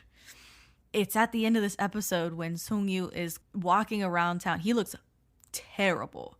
Like, I don't know if shows nowadays make the male lead or the female lead like look this bad when the going gets tough, if you know what I mean. Like, he looked really bad. Walking around at the end of episode 9, he's like limping and his hair's like a mess. He comes across his dad's body, or the head of his dad, because it's on a spike. Yeah, head on a spike, yeah. He's just about to risk it all for one more assassination attempt on her dad, Prince Soo-young. But he sees her out front, greeting him after this night of carnage. And then they start the OST, that one. Yep. The one that sounds like Latin chanting. It's like, but it's in Korean. So great. It's so great. That's the end of the episode because he realizes finally that she is Prince Soo-young's daughter, his enemy's daughter. But she goes to see him in jail. This whole thing like stuck with me, right? Like her going to see him in jail. They're memorable scenes. These are memorable scenes. Like, they just stick with you. Yeah. And him, like, limping up to her in the jail cell. And he's, like, his eyes are bloodshot. Like, I don't know, like, what they did to make him look like this. But, my God, it definitely looks like he just had the worst night of his life. And he's been on death's door and was left for dead by his best friend. It looks like all that happened. And he starts to choke her out. Yeah. Oh, my God. Yeah. It's so traumatic. And he's like, who are you? Like, he's like, who are you? He doesn't even know for sure. Because she's been so deceptive about her identity. So he threatens to kill her and her father, rip them all to pieces. And he's like a rabid wild animal, a caged beast. There's rage, there's full crazy eyes, the whole bit. And it's I remember this too vividly when she says, "Please stay alive and come kill me. I will wait for the day I die by your hands." Yeah. Like, bro, like, what did you think about like this set of episodes? This is like basically halfway through the show. So yeah, okay. My favorite part of the show is coming up, but like this part I just thought was like wild because it's like, you know, it is the whole idea of collective punishment, you know? It's like on the side of Grand Prince Suyang, it's like, we're going to kill you and your whole family, or we're going to enslave the rest of your family that is not dead. And then the same here, where it's like, well, I'm going to get revenge on you and your father and stuff. It's like, why get revenge on her? Like, what did she do exactly? She just loved you and then was like kind of stupid about like keeping some important information from you. It's like, does that merit death? Come on now. It's like, so yeah, it's just like a reminder that this is brutal times and like the lengths that people went to like stamp out their rivals, their opposition, like pretty extreme. Yeah. So again, like her dad still is lying to her, but she thinks he's not, and it has to do with he's still alive. Like, he gets exiled, but because she threatened to take her own life if he was executed, but he lived, she thinks that it worked. Like, her dad did what she asked. Her threats worked. And she promises basically to do whatever he wanted as long as he saved her life. And her dad actually comes to collect on that promise. And he's lying to her, making her think that threatening her life, that ploy, actually worked, when really it was a political thing that caused her lover's stay of execution. I think he says to her that he's going to force the marriage with Shin-yeon at this point. And I love the fact that he adds in, change your attitude so that day will be a happy day. Like, the dad. Yeah, no, I think it's really just a reflection of like the expectations of the times. It's like women had no agency. They were just told, okay, now you're marrying so-and-so. Good luck with that, you know? So this, like, the whole, like, love affair, etc., this was all really out of the ordinary. And, you know, the expectation is you listen to your father while you live in your father's house. And then you are basically sold off and you go to a husband's house, and then you have to listen to your husband. And then, like, even when your husband dies, if you have a son, you have to listen to your son. Like, that, those are like the 3 Confucian obediences. You know, it's like, that's the life of a woman back then. So, like, he was saying stuff based on his own expectation of like how daughters behave in this in this society, and she was like, nope, not gonna be that one. Yeah. This episode 11, has an incredible boat breakout scene and escape, a nighttime fight scene in the woods. I remember all this like it was yesterday, like seeing it 10 years ago. I remember like him being on the boat and like dazed and kind of like not wanting to live anymore, just sort of dejected and done with everything, and being shackled to like this crew that ends up being his friends for the rest of the show, and trying to fight their way out because like they're being hunted. And I like all of this. I was like riveted. I thought this was riveting. Did you like all of this stuff at the end of episode 11? Yeah, I thought that was it was a pretty exciting part. I was mostly excited that, you know, one of the roughnecks who was like sent to like sink this ship and kill all the prisoners by Grand Prince Suyang's like allies and stuff. Like, he's a young Chae Moo-sung. Yes. You know, our icon. Taek's dad. And, oh yeah. Yeah. In reply, this is the first K-drama he was ever in. Yeah, I love it. And he has like crimped hair. It's amazing. No, it's terrible. It's bad. But Yeah, he ends up killing that guy because Chae Musong killed his father. He's the goon that ends up. Yes, he was the one who struck the killing blow. Yes, for his dad. So he recognized him in the woods and was like, and he snaps out of it. He's like all dazed until he sees it. Exactly.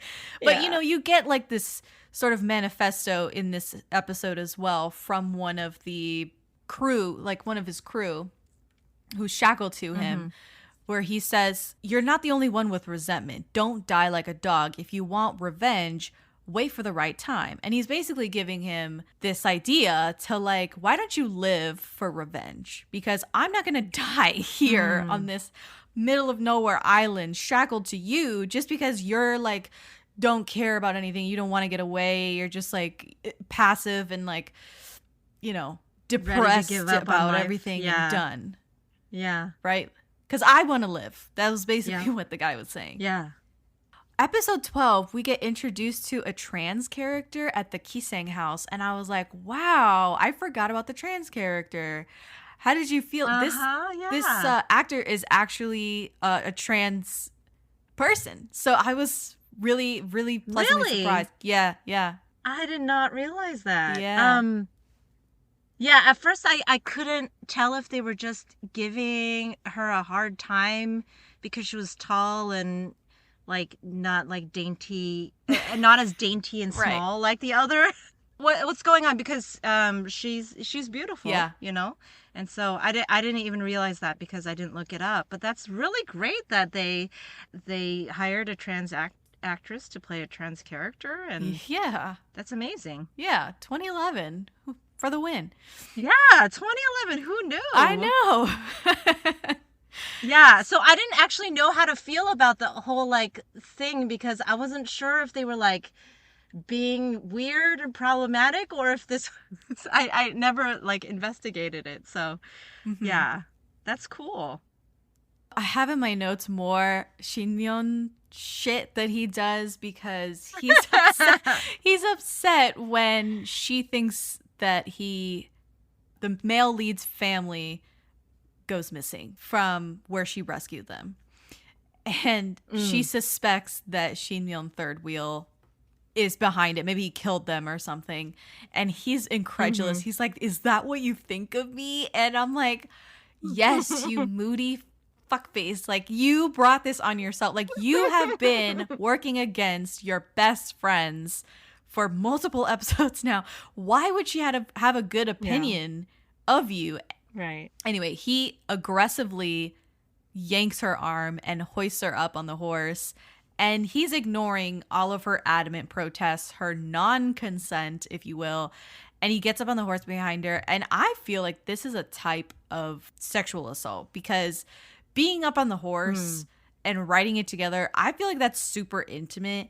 And they're like colliding with each other. And it's this direct opposite vibe of when she rode the horse with the male lead, which was freeing and like sensual and fun, right? So like when they get off the horse, she slaps Shin-yeon. And that's when she says, "Don't ever touch me again." I don't like Shin-yeon. Like, he's a problem to me. Yeah, I mean, certainly he is problematic. I don't like It's certainly problematic. I didn't think of it that way. Like, now that you say that, like, that's like really not okay. I was just focused on where they were going. I mean, viewed that way, it's definitely, certainly problematic. Yeah, that's not cool. I mean, that's how I viewed it, but it's open to interpretation, obviously, because nothing happened. But it's just so uncomfortable, and you can see her like being manhandled, and like it's not good. But also let me just point out, women are just not treated well. And like, they're basically property. And so like I think in watching these kinds of scenes, I'm a little bit deadened to these kinds of like, if it's not like something very overt, like just grabbing somebody by the arm or whatever, I don't stop to think like, oh, that's real problematic, because, it was just very Like everyone's doing that. And expected in this context. So I think that's why I didn't pick up on it. I have more stuff from episode 13 and 14 where she sits down. It's another face-off with her dad. And again, this is another separation of morals between them because she finds it horrifying that the remaining family members of these quote-unquote traitors have been given to the ministers as slaves and are now serving the people that slaughtered their families. And she thinks it's disgusting. So she talks with her dad. He tells her, like, have you moved this family, like the sister-in-law and the niece? And she's like, yeah. He goes, this is illegal. You can't do that. And she goes, well, such laws should not be followed because they're disgusting. And he scoffs that now she's talking politics with him because he thinks that her talking about these laws is somehow talking politics with him. She counters and says it's not a matter of politics, it's a matter of morality. Basically calling him immoral. Like the next step is saying you're immoral because you've initiated this and are saying, oh, it's sanctioned because it's the law. The law is, I think the law is wrong. I think you are wrong. I mean, and she's right. Like, whoever made the first move in this, like, tense political situation was in the wrong, was going to be in the wrong, but also it was that situation where everyone thought everyone was going to kill each other. You know, how do you make that decision? Right. She's absolutely right, though. She's right. Yeah, she's right. I mean, by 2024 standards, at the very least, she's right. And not by 1450 standards, but anyway, he says that she'll realize that everything that he did was the right thing for the family and for her in the future. And she says, how can something that isn't right be right in the future? Damn. Like, you can see that even though Song-yu is out of the equation, she thinks he's exiled. I think maybe at this point she knows that the ship sank and he's dead. She thinks he's dead. She is still at odds with her dad over the treatment of the families, over these so-called traitors. And she thinks it's immoral. They are not on the same moral footing. But she does agree with her mans. Like, they have the same morality. I'm not sure they have the same morality, to be quite honest, because, like, I don't know if Sung-yu would have been like, no, I won't follow you, father, if you decide to make the preemptive strike against Grand Prince Soo-young's family. I don't know if the other side had initiated the hostilities, if he would have opted out. Do you know what I'm saying?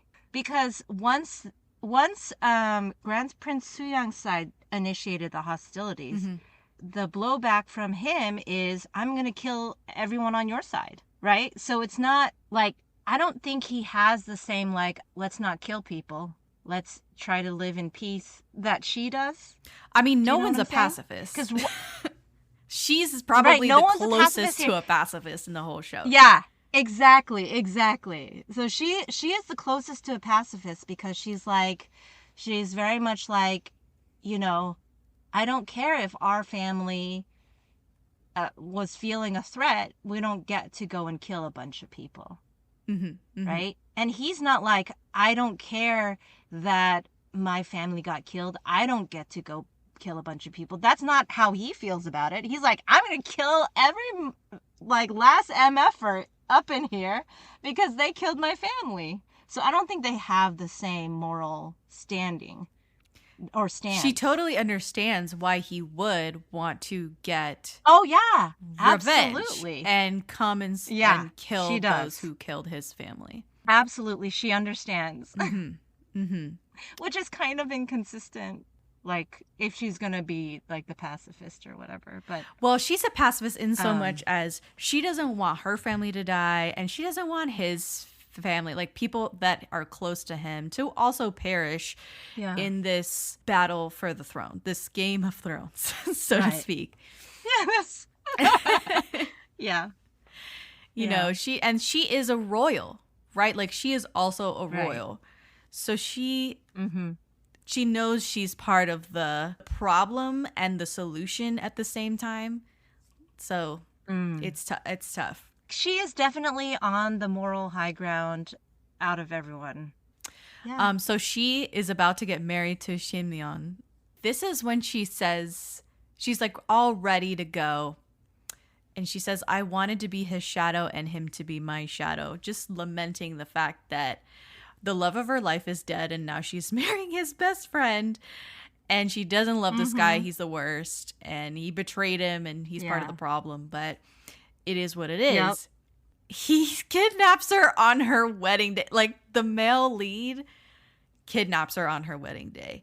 And this whole thing. And this is my favorite. Oh, talk to me about it. This is my favorite part of the whole show. And maybe that makes me a sicko. But I seriously thought the whole like Punisher / willing penitent bondage thing they had going there was fire. Yes. It was fire. It was so good. Because like she's very much like, yes, punish me, please. Like I deserve it. My family is the worst. I deserve all of the pain. And he's very much like, yeah, I'm gonna get my revenge and you better feel pain and all of this stuff. But at the same time, he's torn. So again, this is my thing with the complex characters. Like he's torn in this moment. He's very much like, I still have a lot of affection. I still love this person, but I'm torn right now. Like, because she's part of the problem, or I think she's part of the problem, because he hasn't discovered that she's been loyal to him the whole time yet, that she has helped his sister-in-law and niece escape their like enslavement. He hasn't found out about all this, so he's like, I have to punish her because she's part of the problem. So like this whole like love, hate, want, revile tension is just amazing. Chef's I love kiss. it. Chef's kiss. I love it too. Episode 14 is my favorite. Yes, because he's real mean to her. He's real mean. And so this is part of the context of like when Shin-yeon like grabs her or whatever. Like then I see him being all mean, like Seung-yu being all mean to her. I'm like, it's all potato. It's all the same thing basically. I don't think it's. But of course it's not. Of course it's not because she is very consenting here. It's not the same thing. You're right. But this roughness and him like wanting to hurt her, but also like not wanting to hurt her and all this stuff. It's just It's really cool. And then like I don't think this is supposed to be a funny part, but like I was cackling when he like slings her like onto his horse in a sack, and she's like face down on the horse, and he's galloping off, and the sack is flopping all over the face. Like, oh my god, I know, it's pretty funny. I mean, not funny, but just like a little bit awkward looking. Yes, like is she okay? Very awkward looking. Yeah, it's like, no, she would not come out of that like unmarked. No. She would have all kinds of bruises.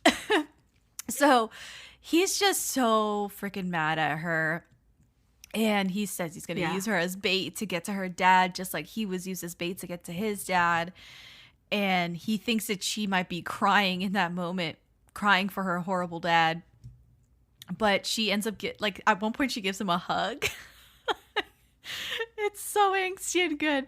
A big embrace. And she says how much you must have suffered. So she's crying for him. Like she feels so badly for him in this moment because he's alive, number one, but alive and has nothing, right? Like it's all been taken from him. All he has is anger and hatred and revenge. And she says, if killing me will help you forget all that pain, I will gladly die for you. And I'm like, oh my god, like it's so angsty. And he's like, again, battling with himself because he wants to be so mean to her, and he is, but he's also Like, he could have just killed her. Like, I truly feel like in the moment that he was hiding in her room on her wedding day and he had this rope with him, that he was just going to kill her. Maybe subconsciously he was going to kidnap her, but in his mind he was going to kill her until she said that thing about I wanted to be his shadow and he would be my shadow out loud. And you can see his expression sort of change. Yeah. And he was like, she's definitely talking about, like, there's no other person that could be about. It is about him. I think at that point he was like, okay, I'll just kidnap her.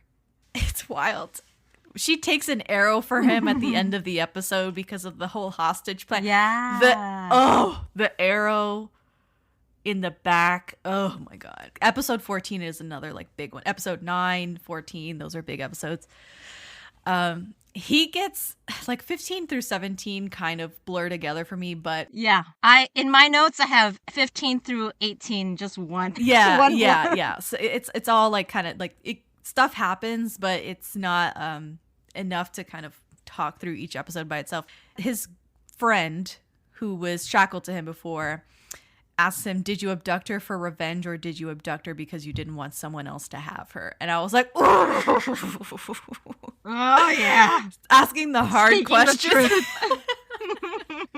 That same guy consistently tells him, like, from here on out, drop the revenge, just leave the revenge and run away with her and just live your life, have kids and be happy. Like, just disappear with her, because no good is going to come out of you sticking around and possibly killing her dad. Like, that is never going to be okay. So that guy foretold the end of the show. Basically. Yep. Basically. Because we go through the abdication of the king. She refuses to be installed as princess, so she leaves and he becomes a vigilante at one point. But he gives up the vigilante justice of picking off Soo-young's crew one by one, eventually hoping to kill Soo-young. But he redirects his efforts to destabilize Soo-young from the throne and enthrone the Kid King once again, which is a goal his father would have strived for. There's a plan to kill Soo-young. There's like 50 plans to kill. So many plans. They all blur together. I know. So he gets increasingly agitated and worried about killing her dad. He's resolute, but at the same time faltering because of how it will so obviously hurt her. How can she love a man who murders her father?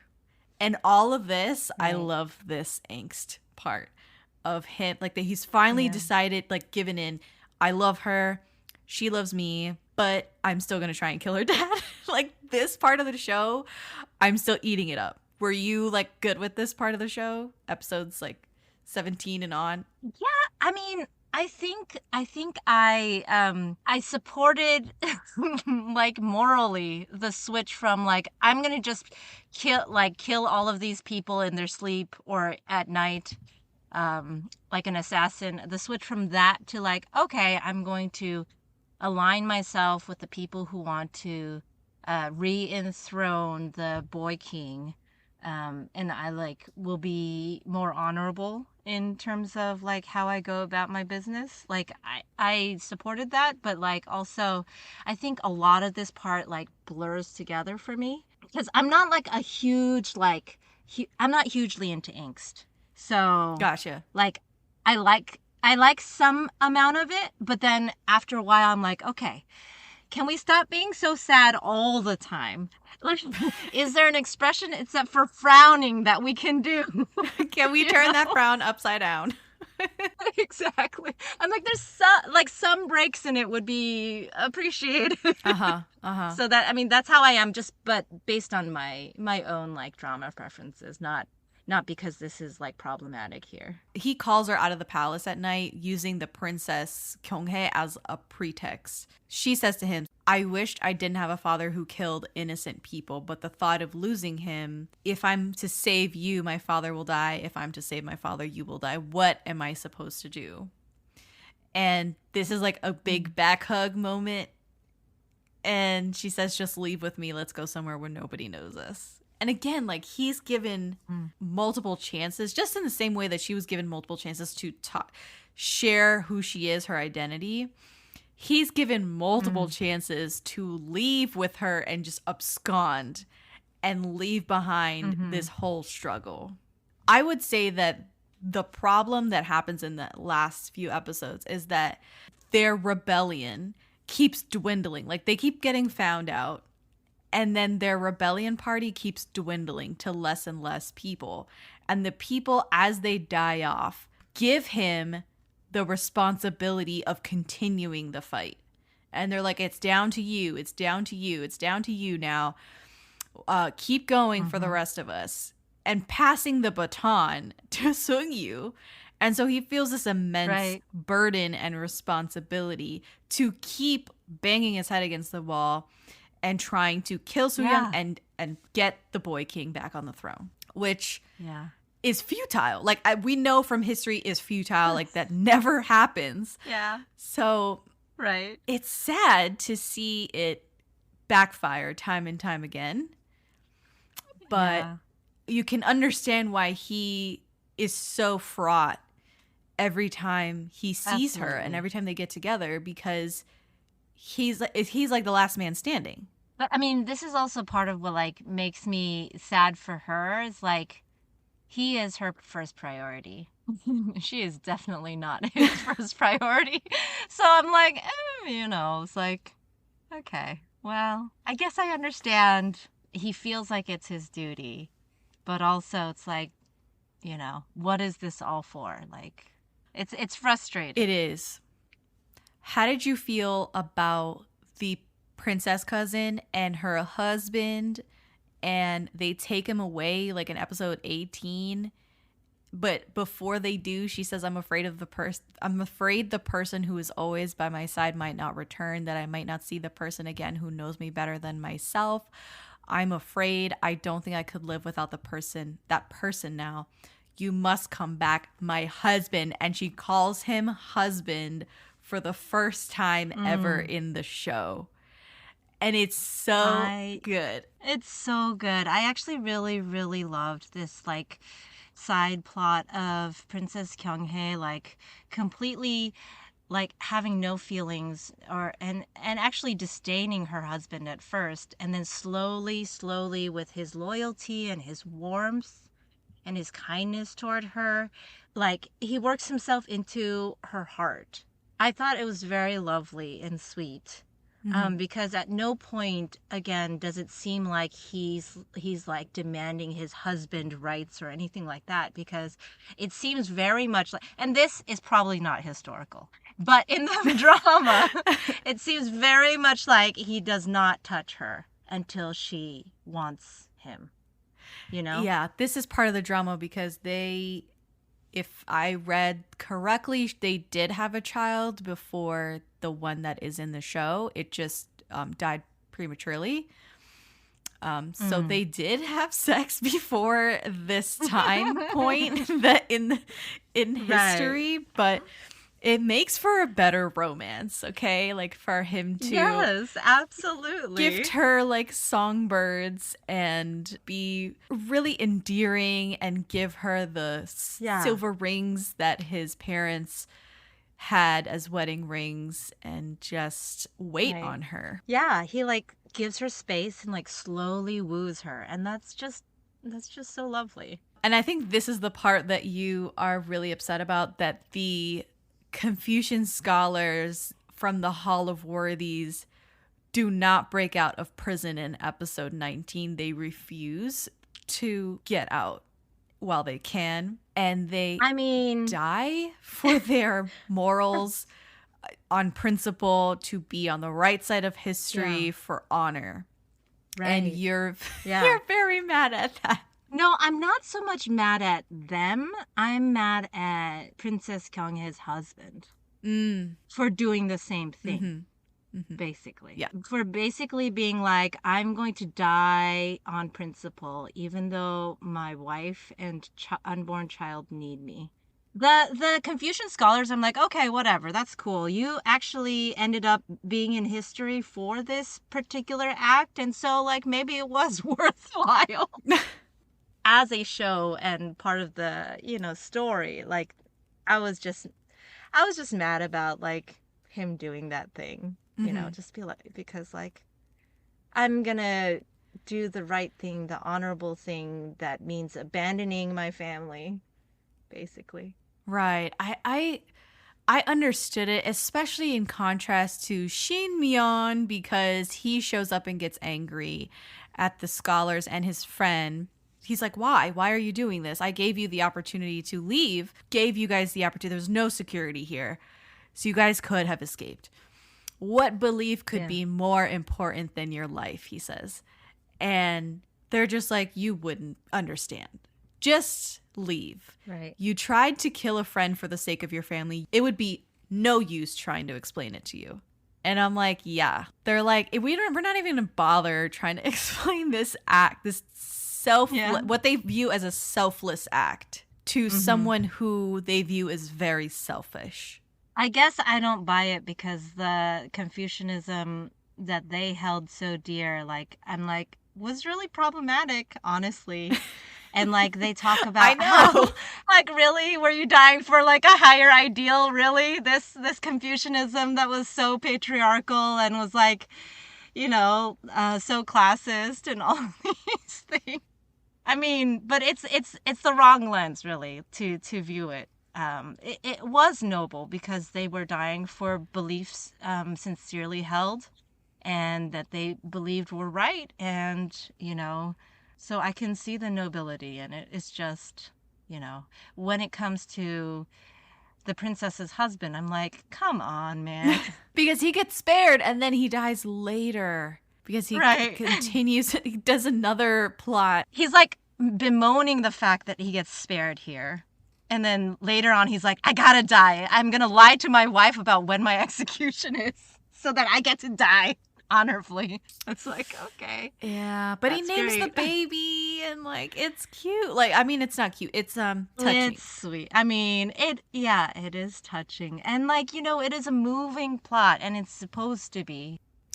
Well, we get a bit of Confucianism here when she cuts off her hair.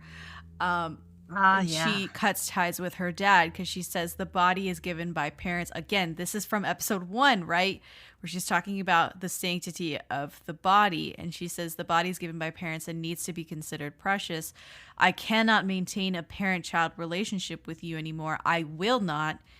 Cuts off her hair and says, I'm cutting off my ties with you. Don't think of me as your daughter anymore. I'm going to leave the palace. And this comes right on the heels of her criticizing his deposing of his nephew because he was still in an honorary position, apparently the boy king, and now this official deposition is like the spells the end. Like she says you'll probably make him drink poison when he gets to his exile destination. She says, I thought you would concede to your child at least once. Before she even entered the palace, she said to her princess cousin, maybe she could keep her dad on the straight and narrow. And now, sitting in front of him, she says that she knows he's basically beyond saving. Like, you're about to kill your 12-year-old nephew over the throne. And it's gone so far. It's gone way too far. So this is when she cuts off her hair. Did you, like, feel any type of way when she did this? Yeah, I mean, it's a big deal. It's a really big deal. I mean, like, there isn't a similar belief nowadays, but I remember reading about, so when Japan occupied Korea, like, it happened over the course of, like a decade or so, where they, like, first they had, like, these unequal treaties that gave Japan all of these rights over Korea and trade and modernization. And then finally they took over fully.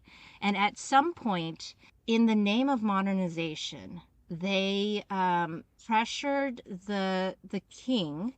I think his name was Emperor Gojong. they pressured the king to pass a law or an edict or something like that, issue an edict saying that all men needed to chop off their top knot, all of the hair that's like wound up, their long hair that's wound up and then put in the knot on top of their heads. They had to cut their hair off.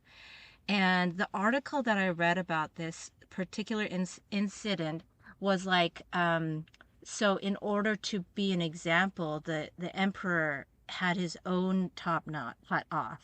So apparently some of the witnesses were actually Westerners. And they said that the tenor of that event was very much like a public castration of the king. It was like really that. And like people, and it was mostly first enforced in Hanyang or Seoul. Actually, they probably changed the name to a Japanese name. But it was first enforced there. So a lot of people actually left the city to like preserve their hair because it was such a devastating disconnection from their families. Mm-hmm. Yeah, I mean, that's how significant it was back in the day. So like I can imagine this scene for father and daughter was like incredibly momentous, and that's how I viewed it. Yeah, that's a great. Yeah. Thank you for providing that context and for just talking about that in a little more recent history. There are some swoony moments that happen in these later episodes. Do you have recollection of these from your watch? Because she ends up like coming to live with him for like a hot minute, and he comes into her room and he sits down next to her, and because she'd been working all day, like laboring in the Kiseng house, he starts massaging her arm, which again, like he hadn't been doing this type of thing before. So she's kind of taken aback when he starts like massaging her arm, and that's swoon-worthy right there. But then she asks him about sitting up while holding a sword. So he's telling her about the time when he couldn't trust anyone. And the direct quote is, "I thought I could sleep in comfort if I could lean on someone." And they start like holding hands, and then she puts his head on her shoulder and he falls asleep on her shoulder. And that like moment of intimacy and of him saying, "I just want someone to lean on. I need someone to, back me up. I'm looking for comfort, and I couldn't trust anyone." And so this is a big moment, right, for them, that he trusts her enough to bring her back to this safe space that he has created for himself with this found family. And his real family also, his right sister-in-law and niece. And he falls asleep. It is really sweet. Yeah. You can kind of see like the glimmers of a future that they could have together because they're so well suited for each other and they kind of give each other what they need. But yeah, it's like it's still more hell to come. So skipping ahead, she's declared a slave by her dad, who's really mad. I mean, he would be. And a slave to Shinmyeon. Okay, this is another part that like I think is hilarious. Not hilarious, but like I thought was interesting. I think I have to walk back that like I like really like him. Like I don't like him. I just thought his character was interesting.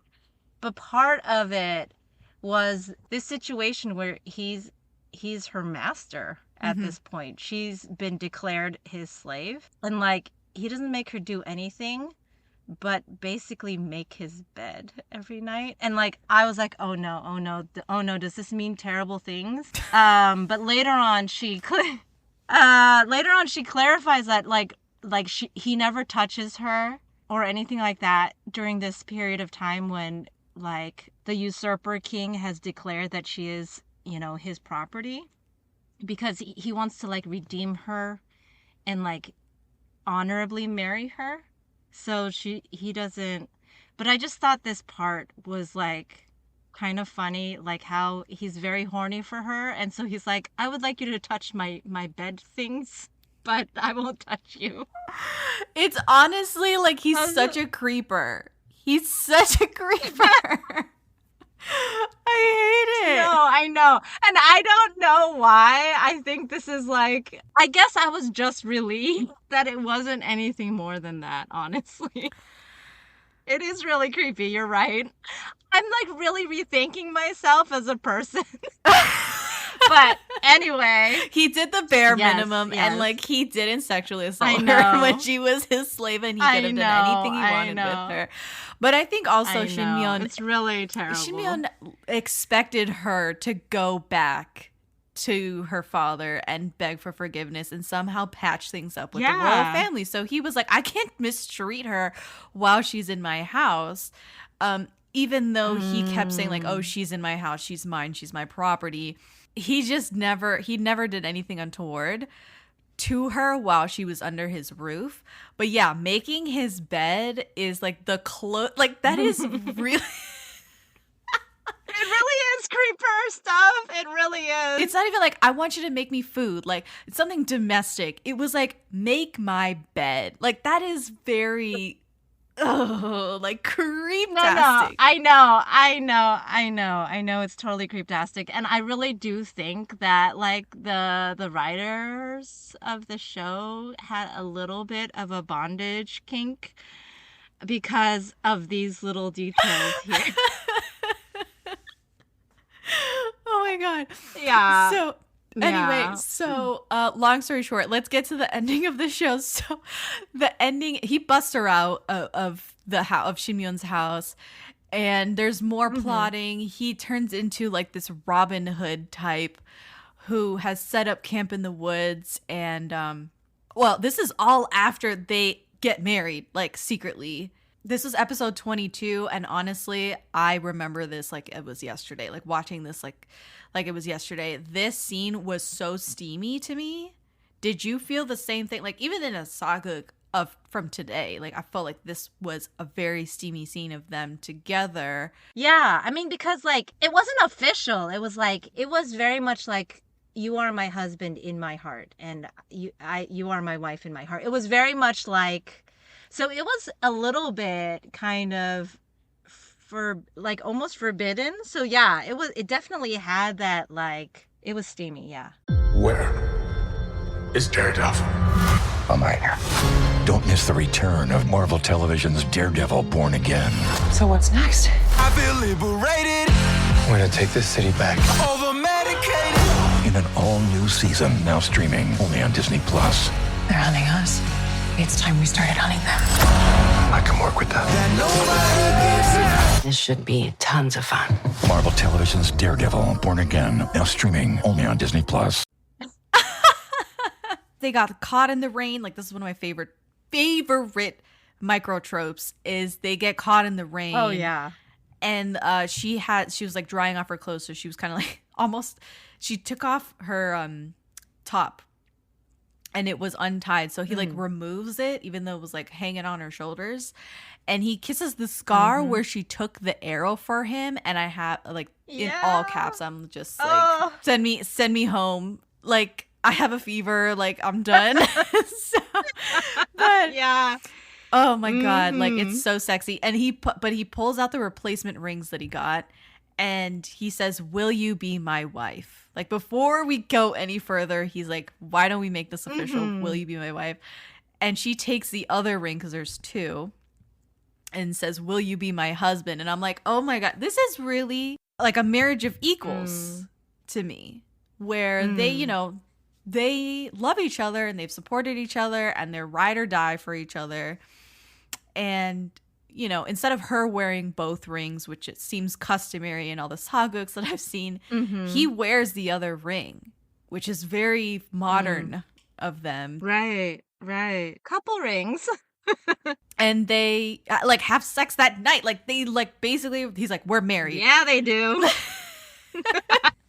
Yeah, which is why I'm like, that's the extra element of like steaminess. The actual, the kissing and stuff is very sweet and steamy too, but that kind of like, well, we've just decided there's nothing official. Like, oh yeah, it's just like, take initiative. I'm like blushing. Okay. Forget about all these traditions. So moving forward in time, like he becomes this Robin Hood type, and there's one last stand. Shin Mi-yeon dies because of friendly fire, and it's this whole thing to face off against her dad, who was at the temple, and he basically gets his opportunities to kill her dad, and he doesn't take it because the dad surprises him with the news that his daughter is pregnant with his child.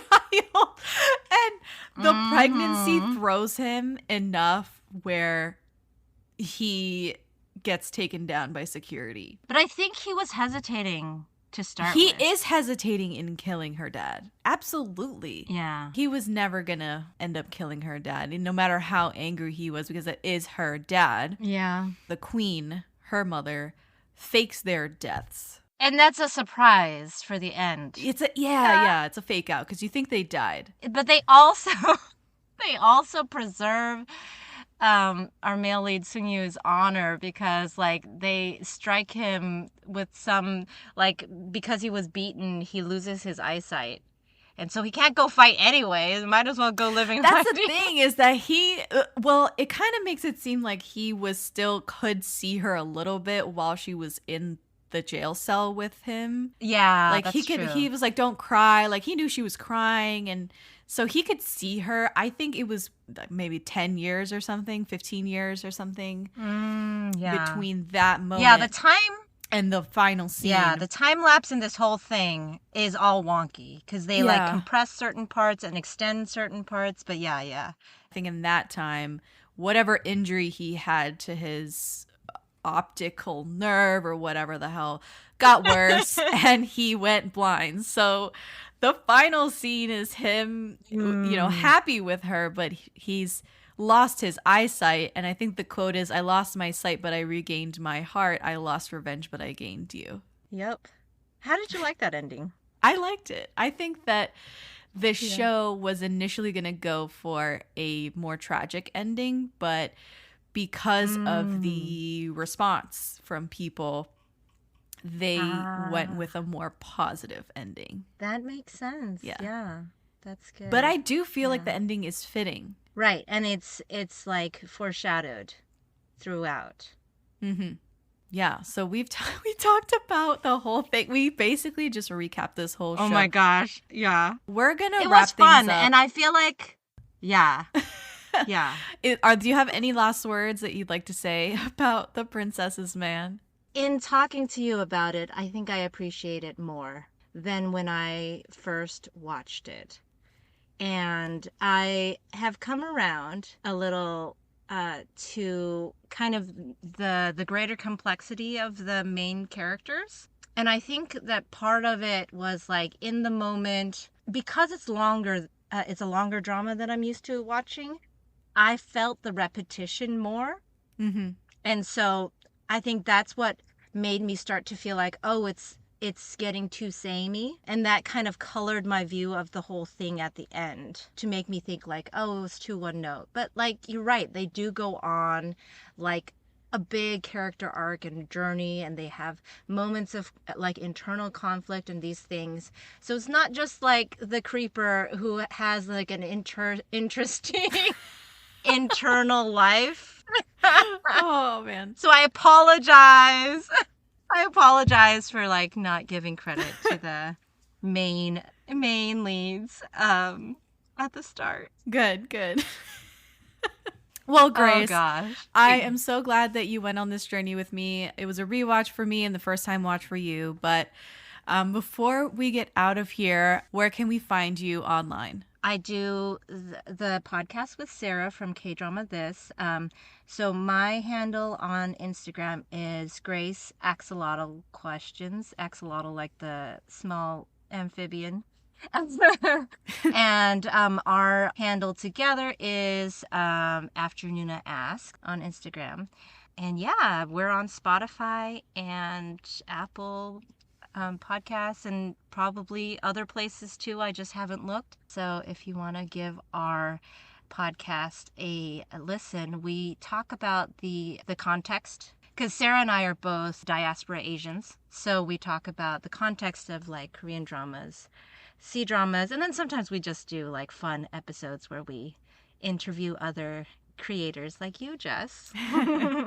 Yeah, that was really fun. Thank you for having me on that episode. And I really love listening to you guys talk about, so many things, including Confucianism. I love that series that you guys have ongoing.